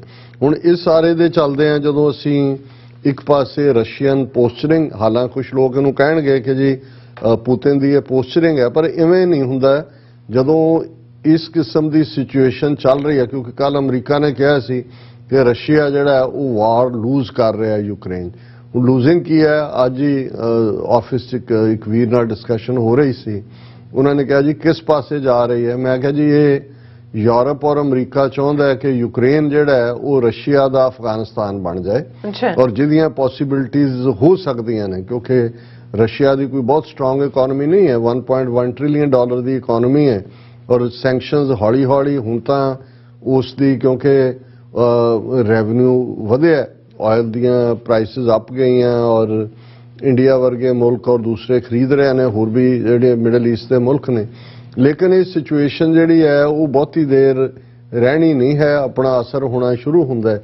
ਤੇ ਜਦੋਂ ਇਹਨਾਂ ਹਾਲਾਤਾਂ 'ਚ ਜਦੋਂ ਕੋਈ ਪੁਸ਼ ਟੂ ਦਾ ਵਾਲ ਹੁੰਦਾ ਤੇ ਇਹ ਡਿਕਟੇਟਰ ਮਾਈਂਡਸੈਟ, ਆਟੋਕ੍ਰੈਟ ਲੋਕ, ਇਹ ਡਾਇਨੈਸਟੀ 'ਚ ਯਕੀਨ ਰੱਖਣ ਵਾਲੇ ਲੋਕ ਜਾਂ ਆਪਣੇ ਆਪ 'ਚ ਆਪਣੀ ਤਾਕਤ ਨੂੰ ਜਿਹੜਾ ਉਹ ਚੈਲੰਜ ਨਾ ਸਹਾਰ ਸਕਣ ਵਾਲੇ ਲੋਕ ਕਿਸੇ ਪਾਸੇ ਵੀ ਜਾ ਸਕਦੇ ਨੇ। ਸੋ ਜਿਹੜਾ ਪੁਤਿਨ ਦਾ ਇਸ ਲੈਵਲ ਦੀ ਧਮਕੀ ਹੈ ਇਹ ਕਿਸੇ ਪਾਸੇ ਵੀ ਲਿਜਾ ਸਕਦੀ। ਔਰ ਕੁੱਲ ਮਿਲਾ ਕੇ ਵੀ ਜਦੋਂ ਅਸੀਂ ਇਹ ਦੇਖਦੇ ਹਾਂ ਜਾਂ ਇਹ ਡਿਸਕਸ ਹੁੰਦਾ ਹੈ ਕੁਝ ਗੰਭੀਰ ਹਲਕਿਆਂ ਦੇ ਵਿੱਚ, ਸੰਜੀਦਾ ਹਲਕਿਆਂ ਦੇ ਵਿੱਚ ਕਿ ਕੀ ਵਰਲਡ ਵਾਰ 3 ਦੀਆਂ ਪੋਸੀਬਿਲਿਟੀਜ਼ ਨੇ, ਤੇ ਫਿਰ ਇਹ ਦੇਖਣਾ ਹੋਏਗਾ ਕਿਉਂਕਿ ਦੁਨੀਆ ਦੇ ਵਿੱਚ ਮਿਲਟਰੀ ਬਜਟ ਇਹ ਮੈਟਰ ਕਰਦਾ। ਔਰ ਸਵੀਡਨ ਦਾ ਇੱਕ ਬੜਾ reputable Stockholm International Peace Research Institute ਹੈ ਜਿਹਦੀ ਐਬਰੀਵੇਸ਼ਨ ਸਿਪਰੀ ਬਣਦੀ ਹੈ, ਉਹ ਸਾਲ ਦੇ ਵਿੱਚ ਇੱਕ ਵਾਰ ਆਪਣੀ ਰਿਪੋਰਟ ਜਾਰੀ ਕਰਦੇ ਨੇ ਕਿ ਕਿਹਨਾਂ ਮੁਲਕਾਂ ਦੀ ਕਿੰਨੀ ਡਿਫੈਂਸ ਸਪੈਂਡਿੰਗ ਹੈ।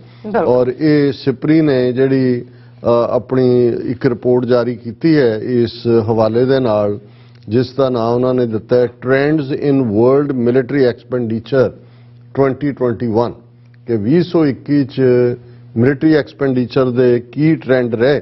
ਤੇ ਉਹਦੇ ਤੋਂ ਅਸੀਂ ਅੰਦਾਜ਼ਾ ਲਾ ਸਕਦੇ ਹਾਂ ਕਿ ਇਸ ਵੇਲੇ ਦੁਨੀਆ ਦੇ ਮੁਲਕਾਂ ਵੱਲੋਂ ਜਿਹੜਾ ਡਿਫੈਂਸ ਬਜਟ ਰੱਖੇ ਹੋਏ ਨੇ 2 ਟ੍ਰਿਲੀਅਨ ਡਾਲਰ ਤੋਂ ਜ਼ਿਆਦਾ ਜਿਹੜਾ ਐਕਸਪੈਂਡੀਚਰ ਹੈ ਉਹ ਡਿਫੈਂਸ ਦੇ ਉੱਤੇ।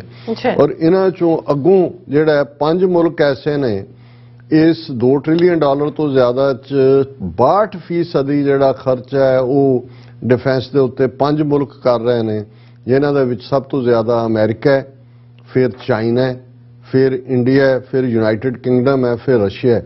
ਸੋ 2 ਟ੍ਰਿਲੀਅਨ ਡਾਲਰ ਦਾ ਤੁਸੀਂ ਅੰਦਾਜ਼ਾ ਲਾਓ ਕਿ ਇੱਕ ਪਾਸੇ ਦੁਨੀਆ ਦੇ ਵਿੱਚ ਅਸੀਂ ਚੇਂਜਸ ਕਲਾਈਮੇਟ ਦੇ ਹਵਾਲੇ ਨਾਲ ਦੇਖਦੇ ਹਾਂ, ਪਾਵਰਟੀ, ਔਰ ਇਸ ਕੋਵਿਡ-19 ਦੇ ਚਲਦਿਆਂ ਇਕਨੋਮੀਜ਼ ਦੁਨੀਆ ਦੀਆਂ ਸਲੋ ਡਾਊਨ ਹੋਈਆਂ ਔਰ ਪਾਵਰਟੀ, ਭੁੱਖ ਔਰ ਈਵਨ ਗ੍ਰੇਨਸ। ਹੁਣ ਜਦੋਂ ਰਸ਼ੀਆ ਔਰ ਯੂਕਰੇਨ ਜਿਹੜੇ ਫੂਡ ਗ੍ਰੇਨ ਪ੍ਰੋਡਿਊਸ ਕਰਦੇ ਨੇ ਇਹ ਵੱਡਾ ਕ੍ਰਾਈਸਿਸ ਕਿਉਂਕਿ ਇਹਨਾਂ ਦੇ ਗ੍ਰੇਨਸ ਦੀ ਸਪਲਾਈ ਅਫਰੀਕਾ, ਮਿਡਲ ਈਸਟ ਔਰ ਇਹਨਾਂ ਸਾਰੇ ਮੁਲਕਾਂ 'ਚ ਹੁੰਦੀ ਹੈ।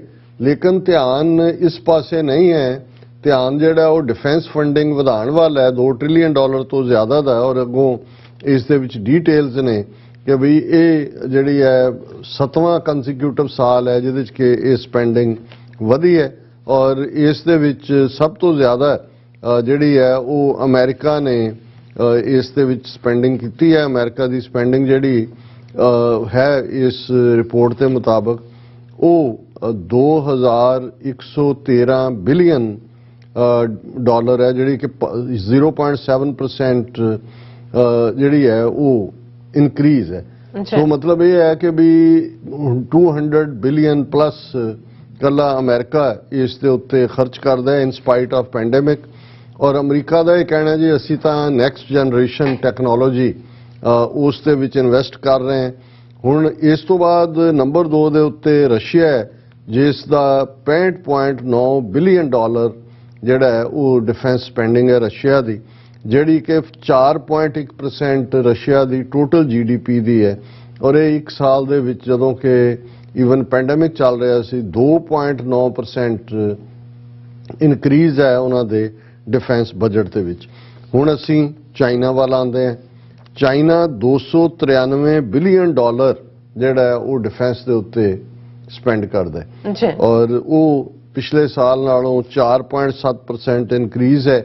ਔਰ ਕੱਲਾ ਪਿਛਲੇ ਸਾਲ ਨਾਲੋਂ ਨਹੀਂ, ਪਿਛਲੇ 27 ਸਾਲ ਤੋਂ ਚਾਈਨਾ ਦਾ ਜਿਹੜਾ ਡਿਫੈਂਸ ਬਜਟ ਹੈ ਉਹ ਲਗਾਤਾਰਤਾ ਨਾਲ ਵੱਧ ਰਿਹਾ ਔਰ ਹੁਣ ਇਸ ਵੇਲੇ 293 ਬਿਲੀਅਨ ਡਾਲਰ ਜਿਹੜਾ ਚਾਈਨਾ ਦੀ ਸਪੈਂਡਿੰਗ ਹੈ। ਇੰਡੀਆ, ਹੁਣ ਤੁਸੀਂ ਇੰਡੀਆ ਦਾ ਅੰਦਾਜ਼ਾ ਲਾਓ ਜਿੱਥੇ 40% ਤੋਂ ਜ਼ਿਆਦਾ ਲੋਕ ਬਿਲੋ ਦਾ ਪਾਵਰਟੀ ਲਾਈਨ ਨੇ। ਲੈਂਸੈਟ ਦੀ ਰਿਪੋਰਟ ਜਿਹੜੀ ਡਾਟਾ ਹੈ ਉਹਨਾਂ ਦਾ ਸੀ, ਉਹਦੇ ਮੁਤਾਬਕ ਕੋਵਿਡ ਦੇ ਚੱਲਦੇ ਆ 40 ਤੋਂ 45 ਲੱਖ ਲੋਕ ਭਾਰਤ ਦੇ ਵਿੱਚ ਮਰੇ ਨੇ। ਸਭ ਤੋਂ ਜ਼ਿਆਦਾ ਕੈਜੂਅਲਟੀਜ਼ ਡੈਥਸ ਜਿਹੜੀਆਂ ਨੇ ਉਹਦੇ 'ਚ ਹੋਈਆਂ ਨੇ। ਹੁਣ ਨਾ ਤਾਂ ਪਾਵਰਟੀ ਔਰ ਅਨਇੰਪਲੋਇਮੈਂਟ ਦਾ ਕੀ ਹੈ, ਖੁਦਕੁਸ਼ੀਆਂ ਕਿਸਾਨਾਂ ਦੀਆਂ ਕੀ ਚੱਲ ਰਹੀਆਂ ਨੇ, ਲੇਕਿਨ ਭਾਰਤ ਜਿਹੜਾ ਹੈ 76.6 ਬਿਲੀਅਨ ਡਾਲਰ ਡਿਫੈਂਸ ਦੇ ਉੱਤੇ ਖਰਚ ਕਰ ਰਿਹਾ। ਉਹਨਾਂ ਦਾ ਬਜਟ ਜਿਹੜਾ ਹੈ ਉਹ ਔਰ ਜਿਸ ਅੰਦਾਜ਼ 'ਚ ਰਾਫੇਲ ਔਰ ਦੂਸਰਾ ਇਹ ਸੌਦੇ ਕਰ ਰਹੇ ਨੇ ਔਰ ਬੇਸ਼ੱਕ ਉਹਨਾਂ ਦੀ ਗਰੋਥ ਰੇਟ ਥੱਲੇ ਗਿਆ, 40-45 ਲੱਖ ਲੋਕ ਮਰੇ, ਅਨਇੰਪਲੋਇਮੈਂਟ ਹੈ। ਇਹ ਜਿਹੜਾ 76.6 ਬਿਲੀਅਨ ਡਾਲਰ ਦਾ ਬਜਟ ਹੈ ਇਹ 0.9% ਆਲਮੋਸਟ 1% ਹਾਈਕ ਹੈ ਉਹਨਾਂ ਨੇ ਵਧਾਇਆ ਪਿਛਲੇ ਪੀਰੀਅਡ ਨਾਲੋਂ। ਔਰ ਇਸ ਦੇ ਨਾਲ ਜਿਹੜਾ 8 ਨੈਟੋ ਦੇ ਜਿਹੜੇ ਨੇਸ਼ਨ ਨੇ ਉਹਨਾਂ 'ਚ ਜਿਹੜਾ ਉਹਨਾਂ ਦਾ ਖਰਚਾ 2% ਜਿੰਨੀ ਉਹਨਾਂ ਦੀ GDP ਹੈ ਉਸ ਦੇ ਮੁਤਾਬਕ ਹੈ। ਔਰ ਜਾਪਾਨ ਜਿਹੜਾ ਉਹ ਵੀ 54 ਬਿਲੀਅਨ ਡਾਲਰ, ਹਾਲਾਂਕਿ ਜਾਪਾਨ ਦੀ ਇਕਨੋਮੀ ਕਾਫੀ ਸਟਰੋਂਗ ਇਕਨੋਮੀ ਹੈ ਔਰ ਉਹਨਾਂ ਦੇ ਕੋਲ ਨਿਊਕਲੀਅਰ ਹਥਿਆਰ ਨਹੀਂ ਨੇ, ਲੇਕਿਨ ਫਿਰ ਵੀ ਉਹਨਾਂ ਨੇ ਵੀ 54 ਬਿਲੀਅਨ ਡਾਲਰ ਖਰਚ ਕਰਦੇ ਨੇ। ਔਰ ਹੁਣ ਈਵਨ ਕਿਉਂਕਿ ਸੈਕੰਡ ਵਰਲਡ ਵਾਰ ਤੋਂ ਬਾਅਦ ਜਿਹੜਾ ਸਮਝੌਤਾ ਜਾਪਾਨ ਦੇ ਉੱਤੇ ਅਮਰੀਕੀ ਡਿਫੈਂਸ ਅੰਬਰੇਲਾ 50,000 ਤੋਂ ਜ਼ਿਆਦਾ ਅਮਰੀਕੀ ਸੋਲਜਰ ਜਾਪਾਨੀ ਆਈਲੈਂਡਸ ਦੇ ਉੱਤੇ ਨੇ। ਲੇਕਿਨ ਜੋ ਕੁਝ ਰਸ਼ੀਆ ਨੇ ਯੂਕਰੇਨ ਦੇ ਨਾਲ ਕੀਤਾ, ਕਿਉਂਕਿ ਯੂਕਰੇਨ ਦੇ ਕੋਲ ਨਿਊਕਲੀਅਰ ਹਥਿਆਰ ਸੀ, ਉਹਨਾਂ ਨੇ ਗਿਵ ਅਪ ਕੀਤੇ on the assurance of America, Russia and ਦੂਜਾ। ਤੇ ਹੁਣ ਜਾਪਾਨ ਇਹ ਸੋਚ ਰਿਹਾ ਹੈ ਕਿ ਵੀ ਜੇ ਇਸ ਪਾਸੇ ਹੀ ਜਾਣਾ ਤੇ ਹੋ ਸਕਦਾ ਹੈ ਜਾਪਾਨ ਆਉਣ ਵਾਲੇ ਪੀਰੀਅਡ 'ਚ ਨਿਊਕਲੀਅਰ ਵੈਪਨ ਡਿਵੈਲਪ ਕਰਨ ਦੇ ਬਾਰੇ ਸੋਚੇ। ਔਰ ਉਹ ਆਲਰੇਡੀ ਉੱਥੇ ਇਹਨਾਂ ਦੀ ਸੀਰੀਅਸ ਚੱਲ ਰਹੀ ਹੈ ਵਿਚਾਰ। ਜਰਮਨੀ ਜਿਹੜਾ ਸੈਕੰਡ ਵਰਲਡ ਵਾਰ 'ਚ ਇੱਕ ਸਫਰਰ ਸੀ, ਕਿਉਂਕਿ ਉਹਨਾਂ ਨੇ ਪੰਗਾ ਲਿਆ ਸੀ ਹਿਟਲਰ ਦੇ ਥੱਲੇ, ਇਸ ਲਈ ਉਹਨਾਂ ਨੂੰ ਵੀ ਬਹੁਤ ਸਾਰਾ ਜੁਰਮਾਨਾ, ਪਾਬੰਦੀਆਂ ਔਰ ਸਿਕਿਉਰਿਟੀ ਅੰਬਰੇਲਾ ਬਹੁਤਾ ਉੱਠਣ ਨਹੀਂ ਦਿੱਤਾ ਗਿਆ। ਲੇਕਿਨ ਇਹਦੇ ਬਾਵਜੂਦ ਜਰਮਨੀ ਜਿਹੜਾ ਹੈ ਉਹ 56 ਬਿਲੀਅਨ ਡਾਲਰ ਜਿਹੜਾ ਹੈ ਕੁੱਲ ਮਿਲਾ ਕੇ ਇਹਦੇ ਤੇ ਖਰਚ ਕਰਦਾ ਹੈ। ਹੁਣ ਇਹ ਸਾਰਾ ਇੱਕ ਪਾਸਾ ਹੈ ਔਰ ਦੂਸਰੇ ਪਾਸੇ ਅਸੀਂ ਦੇਖਦੇ ਹਾਂ ਕਿ ਇਹ ਜਿਹੜੀ ਜੰਗ ਰੂਸ ਔਰ ਯੂਕਰੇਨ ਦੀ ਹੈ ਇਹ ਕਿਵੇਂ ਕਲੋਜ਼ ਈਵਨ ਨਿਊਕਲੀਅਰ ਡਿਜ਼ਾਸਟਰ ਦੇ ਆਈ। ਇਹ ਨਹੀਂ ਕਿ ਵੀ ਕਿਸੇ ਨੇ ਨਿਊਕਲੀਅਰ ਮਿਸਾਈਲਾਂ ਜਾਂ ਦੂਸਰੀਆਂ ਫਾਇਰ ਕੀਤੀਆਂ। ਜਦੋਂ ਰਸ਼ੀਆ ਨੇ ਚਰਨੋਬਿਲ ਦੇ ਉੱਤੇ ਅਟੈਕ ਕੀਤਾ, ਚਰਨੋਬਿਲ ਨਿਊਕਲੀਅਰ ਪਲਾਂਟ ਤੇ, ਹੁਣ ਅਸੀਂ ਜਦੋਂ ਸਕੂਲੀ ਡੇਜ਼ ਦੇ ਵਿੱਚ ਗਰੋ ਵੀ ਹੋ ਰਹੇ ਸੀ, ਕਾਲਜ ਡੇਜ਼ ਰਾਦਰ, ਤੇ ਇੱਕ ਖਬਰ ਦੁਨੀਆ ਭਰ 'ਚ ਸੀ ਕਿ ਚਰਨੋਬਿਲ ਦੇ ਵਿੱਚ ਨਿਊਕਲੀਅਰ ਐਕਸੀਡੈਂਟ ਹੋਇਆ ਔਰ ਉਹ ਡੇਟ ਸੀ 36 ਸਾਲ ਪਹਿਲਾਂ 26 ਅਪ੍ਰੈਲ 1986 ਦੀ ਔਰ ਹਜ਼ਾਰਾਂ ਲੋਕ ਮਾਰੇ ਗਏ। ਔਰ ਅਜੇ ਤੱਕ ਵੀ ਜਿਹੜਾ ਜਦੋਂ ਇਹ ਹੁੰਦਾ ਹੈ ਕਿ ਨਿਊਕਲੀਅਰ ਦੇ ਕੀ ਅਸਰ ਹੋ ਸਕਦੇ ਨੇ, ਚਰਨੋਬਿਲ ਕੁਦਰਤੀ ਐਕਸੀਡੈਂਟ ਸੀ ਨਿਊਕਲੀਅਰ, ਔਰ ਲੇਕਿਨ ਉਹਨੇ ਦੁਨੀਆ ਨੂੰ ਦੱਸ ਦਿੱਤਾ ਕਿ ਵੀ ਨਿਊਕਲੀਅਰ ਵਾਰ ਦਾ ਮਤਲਬ ਕੀ ਹੋਏਗਾ। ਔਰ ਹੁਣ ਜਦੋਂ ਰੂਸ ਨੇ ਆਲਮੋਸਟ ਇਸ ਚਰਨੋਬਿਲ ਨੂੰ ਟੇਕ ਓਵਰ ਕੀਤਾ, ਹਾਲਾਂਕਿ ਹੁਣ ਜਦੋਂ ਕਿ ਵਿਦਡਰਾਅਲ ਹੋਈ ਹੈ, ਰੂਸ ਦੀ ਫੌਜ ਨਿਕਲ ਗਈ। ਔਰ ਇਹ ਗੱਲ ਮੈਂ ਨਹੀਂ ਕਹਿ ਰਿਹਾ, ਜਿਹੜੀ ਈਵਨ ਇਹਨਾਂ ਦੀ ਇੰਟਰਨੈਸ਼ਨਲ ਐਟੋਮਿਕ ਐਨਰਜੀ ਏਜੰਸੀ ਹੈ, ਯੂਨਾਈਟਿਡ ਨੇਸ਼ਨਸ ਦੀ ਆਰਗੇਨਾਈਜੇਸ਼ਨ ਹੈ, ਉਹਨਾਂ ਦਾ ਇਹ ਕਹਿਣਾ ਹੈ ਕਿ ਵੀ ਇਹ ਜੋ 36 ਸਾਲ ਪਹਿਲਾਂ ਹੋਇਆ ਸੀ, ਹੁਣ ਰਸ਼ੀਅਨ ਟੇਕ ਓਵਰ ਵੇੜੇ ਆਲਮੋਸਟ ਇਹ ਨੇੜੇ ਸੀ। It was very, very dangerous seizure of the Chernobyl nuclear power plant in Ukraine ਔਰ ਉਹਨਾਂ ਨੇ ਕਿਹਾ ਵੀ ਅਜੇ ਵੀ ਹਾਲਾਂ ਵਰਕਰਸ ਨੇ ਜਾਂ ਦੂਜਿਆਂ ਨੇ ਉਹ ਸੇਫਟੀ ਮੇਸ਼ਰ ਕਾਇਮ ਰੱਖੇ, ਬਚਾਅ ਹੋ ਗਿਆ, ਰਸ਼ੀਆ ਹੁਣ ਵਿਦਡਰਾ ਕਰ ਗਿਆ, ਪਰ ਉਹਨਾਂ ਨੇ ਕਿਹਾ ਕਿ ਵੀ I don't know if we were very close to disaster but situation was absolutely abnormal and very very dangerous. ਕਿ ਵੀ ਇਹ ਨਹੀਂ ਹੈ ਵੀ ਕਿਸੇ ਨੂੰ ਨਿਊਕਲੀਅਰ ਮਿਜ਼ਾਈਲ ਜਾਂ ਬੰਬ ਸੁੱਟਣ ਦੀ ਲੋੜ ਸੀ। ਚਰਨੋਬਿਲ ਤੇ ਜਿਵੇਂ ਇਹਨਾਂ ਨੇ ਅਟੈਕ ਕੀਤਾ, ਜੇ ਥੋੜਾ ਬਹੁਤ ਵੀ ਉਹ ਸਾਰਾ ਜਿਹੜਾ ਅੰਦਰੋਂ ਜਿਹੜਾ ਗਾਰਡ ਸਿਸਟਮ ਹੈ ਉਹ ਲੂਜ਼ ਹੁੰਦਾ ਹੈ ਤੇ ਦੁਨੀਆ ਦੇ ਵਿੱਚ ਇਹ, ਕਿਉਂਕਿ ਜਦੋਂ ਅਸੀਂ ਹੀਰੋਸ਼ੀਮਾ ਨਾਗਾਸਾਕੀ ਦੀ ਗੱਲ ਕਰਦੇ ਹਾਂ ਐਟਮ ਬੰਬਸ ਦੀ, ਉਹ ਤਾਂ ਬੜੇ ਕਰੂਡ ਜੇ ਫਾਰਮ 'ਚ, ਛੋਟੇ ਜੇ ਫਾਰਮ 'ਚ ਸੀ। ਹੁਣ ਜਿਸ ਕਿਸਮ ਦਾ ਫਾਈਨਡ ਰਿਫਾਈਨਡ ਨਿਊਕਲੀਅਰ ਬੰਬਸ ਨੇ ਔਰ ਪਾਰਟਿਕੂਲਰਲੀ ਜਿਹੜੀਆਂ ਨਿਊਕਲੀਅਰ ਮਿਸਾਈਲਸ ਜਿਨ੍ਹਾਂ ਨੂੰ ਟੈਕਟੀਕਲ ਵੈਪਨ ਕਿਹਾ ਜਾਂਦਾ, ਉਹ ਨਿਊਕਲੀਅਰ ਟਿਪਡ ਨੇ, ਉਹ ਤਾਂ ਬੜੀਆਂ ਪ੍ਰੀਸਾਈਜ਼ ਜਿੱਥੇ ਜਿੱਥੇ ਜਾਣਗੀਆਂ ਉਹ ਤਾਂ ਇੱਕ ਸਿਰੇ ਤੋਂ ਦੂਸਰੇ ਸਿਰੇ ਤੱਕ ਇੰਟਰਕੰਟੀਨੈਂਟਲ ਬੈਲਿਸਟਿਕ ਮਿਸਾਈਲਸ ਵੀ ਅਵੇਲੇਬਲ ਨੇ। ਸੋ ਮੈਨੂੰ ਇਹ ਲੱਗਦਾ ਹੈ ਵੀ ਜੋ ਹਾਲਾਤ ਬਣੇ ਹੋਏ ਨੇ, ਔਰ ਜੇ ਅਸੀਂ ਇਸ ਸਿਪਰੀ ਦੀ ਰਿਪੋਰਟ ਦੇ ਉਸ ਅਕਸ ਨੂੰ ਵੀ ਧਿਆਨ ਦੇ ਵਿੱਚ ਰੱਖੀਏ ਕਿ ਹਰ ਮੁਲਕ ਇੱਕ ਦੂਸਰੇ ਤੋਂ ਇਨਸਿਕਿਉਰ ਹੈ। ਜੰਗ ਹਮੇਸ਼ਾ ਇਨਸਿਕਿਉਰਿਟੀ ਚੋਂ ਹੀ ਨਿਕਲਦੇ ਨੇ। ਜਦੋਂ ਇਹ ਹੁੰਦਾ ਹੈ, ਇੱਕ ਦਾ ਐਂਬੀਸ਼ਨ ਹੁੰਦਾ ਕਿਸੇ ਦਾ ਕਿ ਦੂਸਰਿਆਂ ਨੂੰ ਕਿਵੇਂ ਜਿਹੜਾ ਉਹ ਸਬਡਿਊ ਕਰਨਾ ਹੈ, ਤੇ ਜਿਹੜੇ ਦੂਸਰੇ ਕਈ ਵਾਰੀ ਡਰੇ ਕਈ ਜਿਹੜੇ ਅਟੈਕ ਕਰਦੇ ਨੇ ਉਹ ਇਨਸਿਕਿਉਰ ਹੁੰਦੇ ਨੇ। ਸੋ ਵਰਲਡ ਵਾਰ 3 ਦੀਆਂ ਪੋਸਿਬਿਲਿਟੀਜ਼ ਨੂੰ ਜਿਹੜਾ ਸੰਜੀਦਾ ਲੋਕ ਰੂਲ ਆਊਟ ਨਹੀਂ ਕਰਦੇ, ਇਸ ਲਈ ਉਹ ਸਮਝਦੇ ਨੇ ਵੀ ਇਹ ਰਸ਼ੀਆ ਯੂਕਰੇਨ ਕ੍ਰਾਈਸਿਸ ਕਿਤੇ ਨਾ ਕਿਤੇ ਰੁਕਣਾ ਚਾਹੀਦਾ ਹੈ। ਸੀਜ਼ਫਾਇਰ ਔਰ ਰਸ਼ੀਅਨ ਡਿਜ਼ਾਈਨਸ ਜਿਹੜੇ ਨੇ ਐਕਸਪੈਂਸ਼ਨ ਦੇ, ਜਿਵੇਂ ਇਹ ਵੀ ਹੈ ਕਿ ਵੀ ਉਹ ਦੂਸਰੇ ਪਾਸੇ ਵੀ ਮਾਲਟੋਵਾ ਵੱਲ ਵੀ ਜਾ ਰਿਹਾ ਹੈ ਔਰ ਦੂਸਰਿਆਂ ਨੂੰ ਵੀ ਧਮਕੀਆਂ ਦੇ ਰਿਹਾ। ਜੇ ਇਸ ਕਿਸਮ ਦਾ ਹੁੰਦਾ, ਔਰ ਪਹਿਲੇ 2 ਵਰਲਡ ਵਾਰ ਵੀ ਯੂਰਪ ਤੋਂ ਹੀ ਸ਼ੁਰੂ ਹੋਏ, ਏਸ਼ੀਆ ਅਫਰੀਕਾ ਤੇ ਉਹਦੇ ਚ ਘੜੀਸੇ ਗਏ।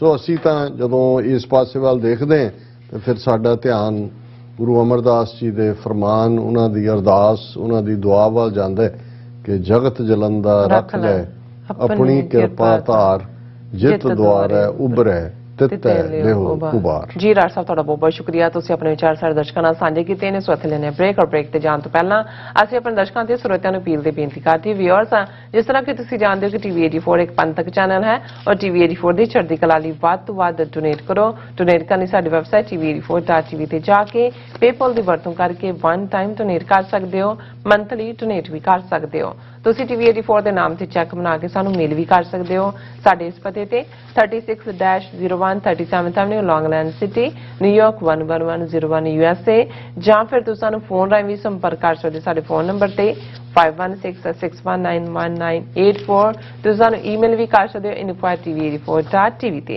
ਅਸੀਂ ਤੁਹਾਡੇ ਤਹਿ ਦਿਲ ਤੋਂ ਸ਼ੁਕਰਗੁਜ਼ਾਰ ਹੋਵਾਂਗੇ। ਸੋ ਇੱਥੇ ਲੈਣੇ ਆ ਬ੍ਰੇਕ ਵਿਊਅਰਸ, ਤੁਸੀਂ ਇਸੇ ਤਰ੍ਹਾਂ ਹੀ ਬਣੇ ਰਹਿਣਾ। ਮਿਲਦੇ ਆ ਛੋਟੇ ਜਿਹੇ ਵਕਫੇ ਤੋਂ ਬਾਅਦ।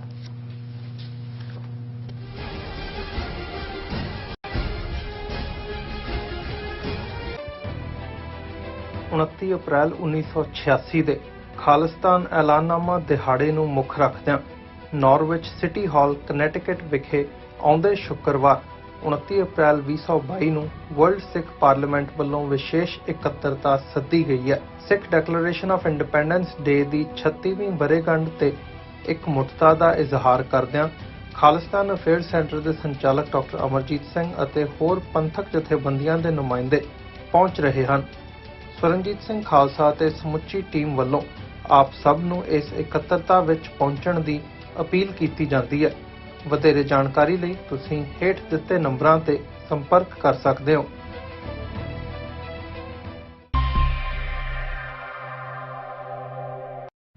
ਯੂਕੇ ਅਤੇ ਜਨੇਵਾ ਤੋਂ ਬਾਅਦ ਖਾਲਿਸਤਾਨ ਰੈਫਰੈਂਡਮ ਦੀਆਂ ਵੋਟਾਂ ਦਾ ਅਗਲਾ ਪੜਾਅ ਇਟਲੀ ਵਿੱਚ ਖਾਲਿਸਤਾਨ ਰੈਫਰੈਂਡਮ ਦੀਆਂ ਵੋਟਾਂ ਬ੍ਰੇਸ਼ੀਆ ਦੇ ਬ੍ਰਿਕਸੀਆ ਫੋਰਮ ਵਿੱਚ 8 ਮਈ ਦਿਨ ਐਤਵਾਰ ਨੂੰ ਪੈਣਗੀਆਂ। ਹੋਰ ਜਾਣਕਾਰੀ ਲਈ ਸੰਪਰਕ ਕਰੋ +39 345 500 9516 ਜਾਂ +39 327 583 0424।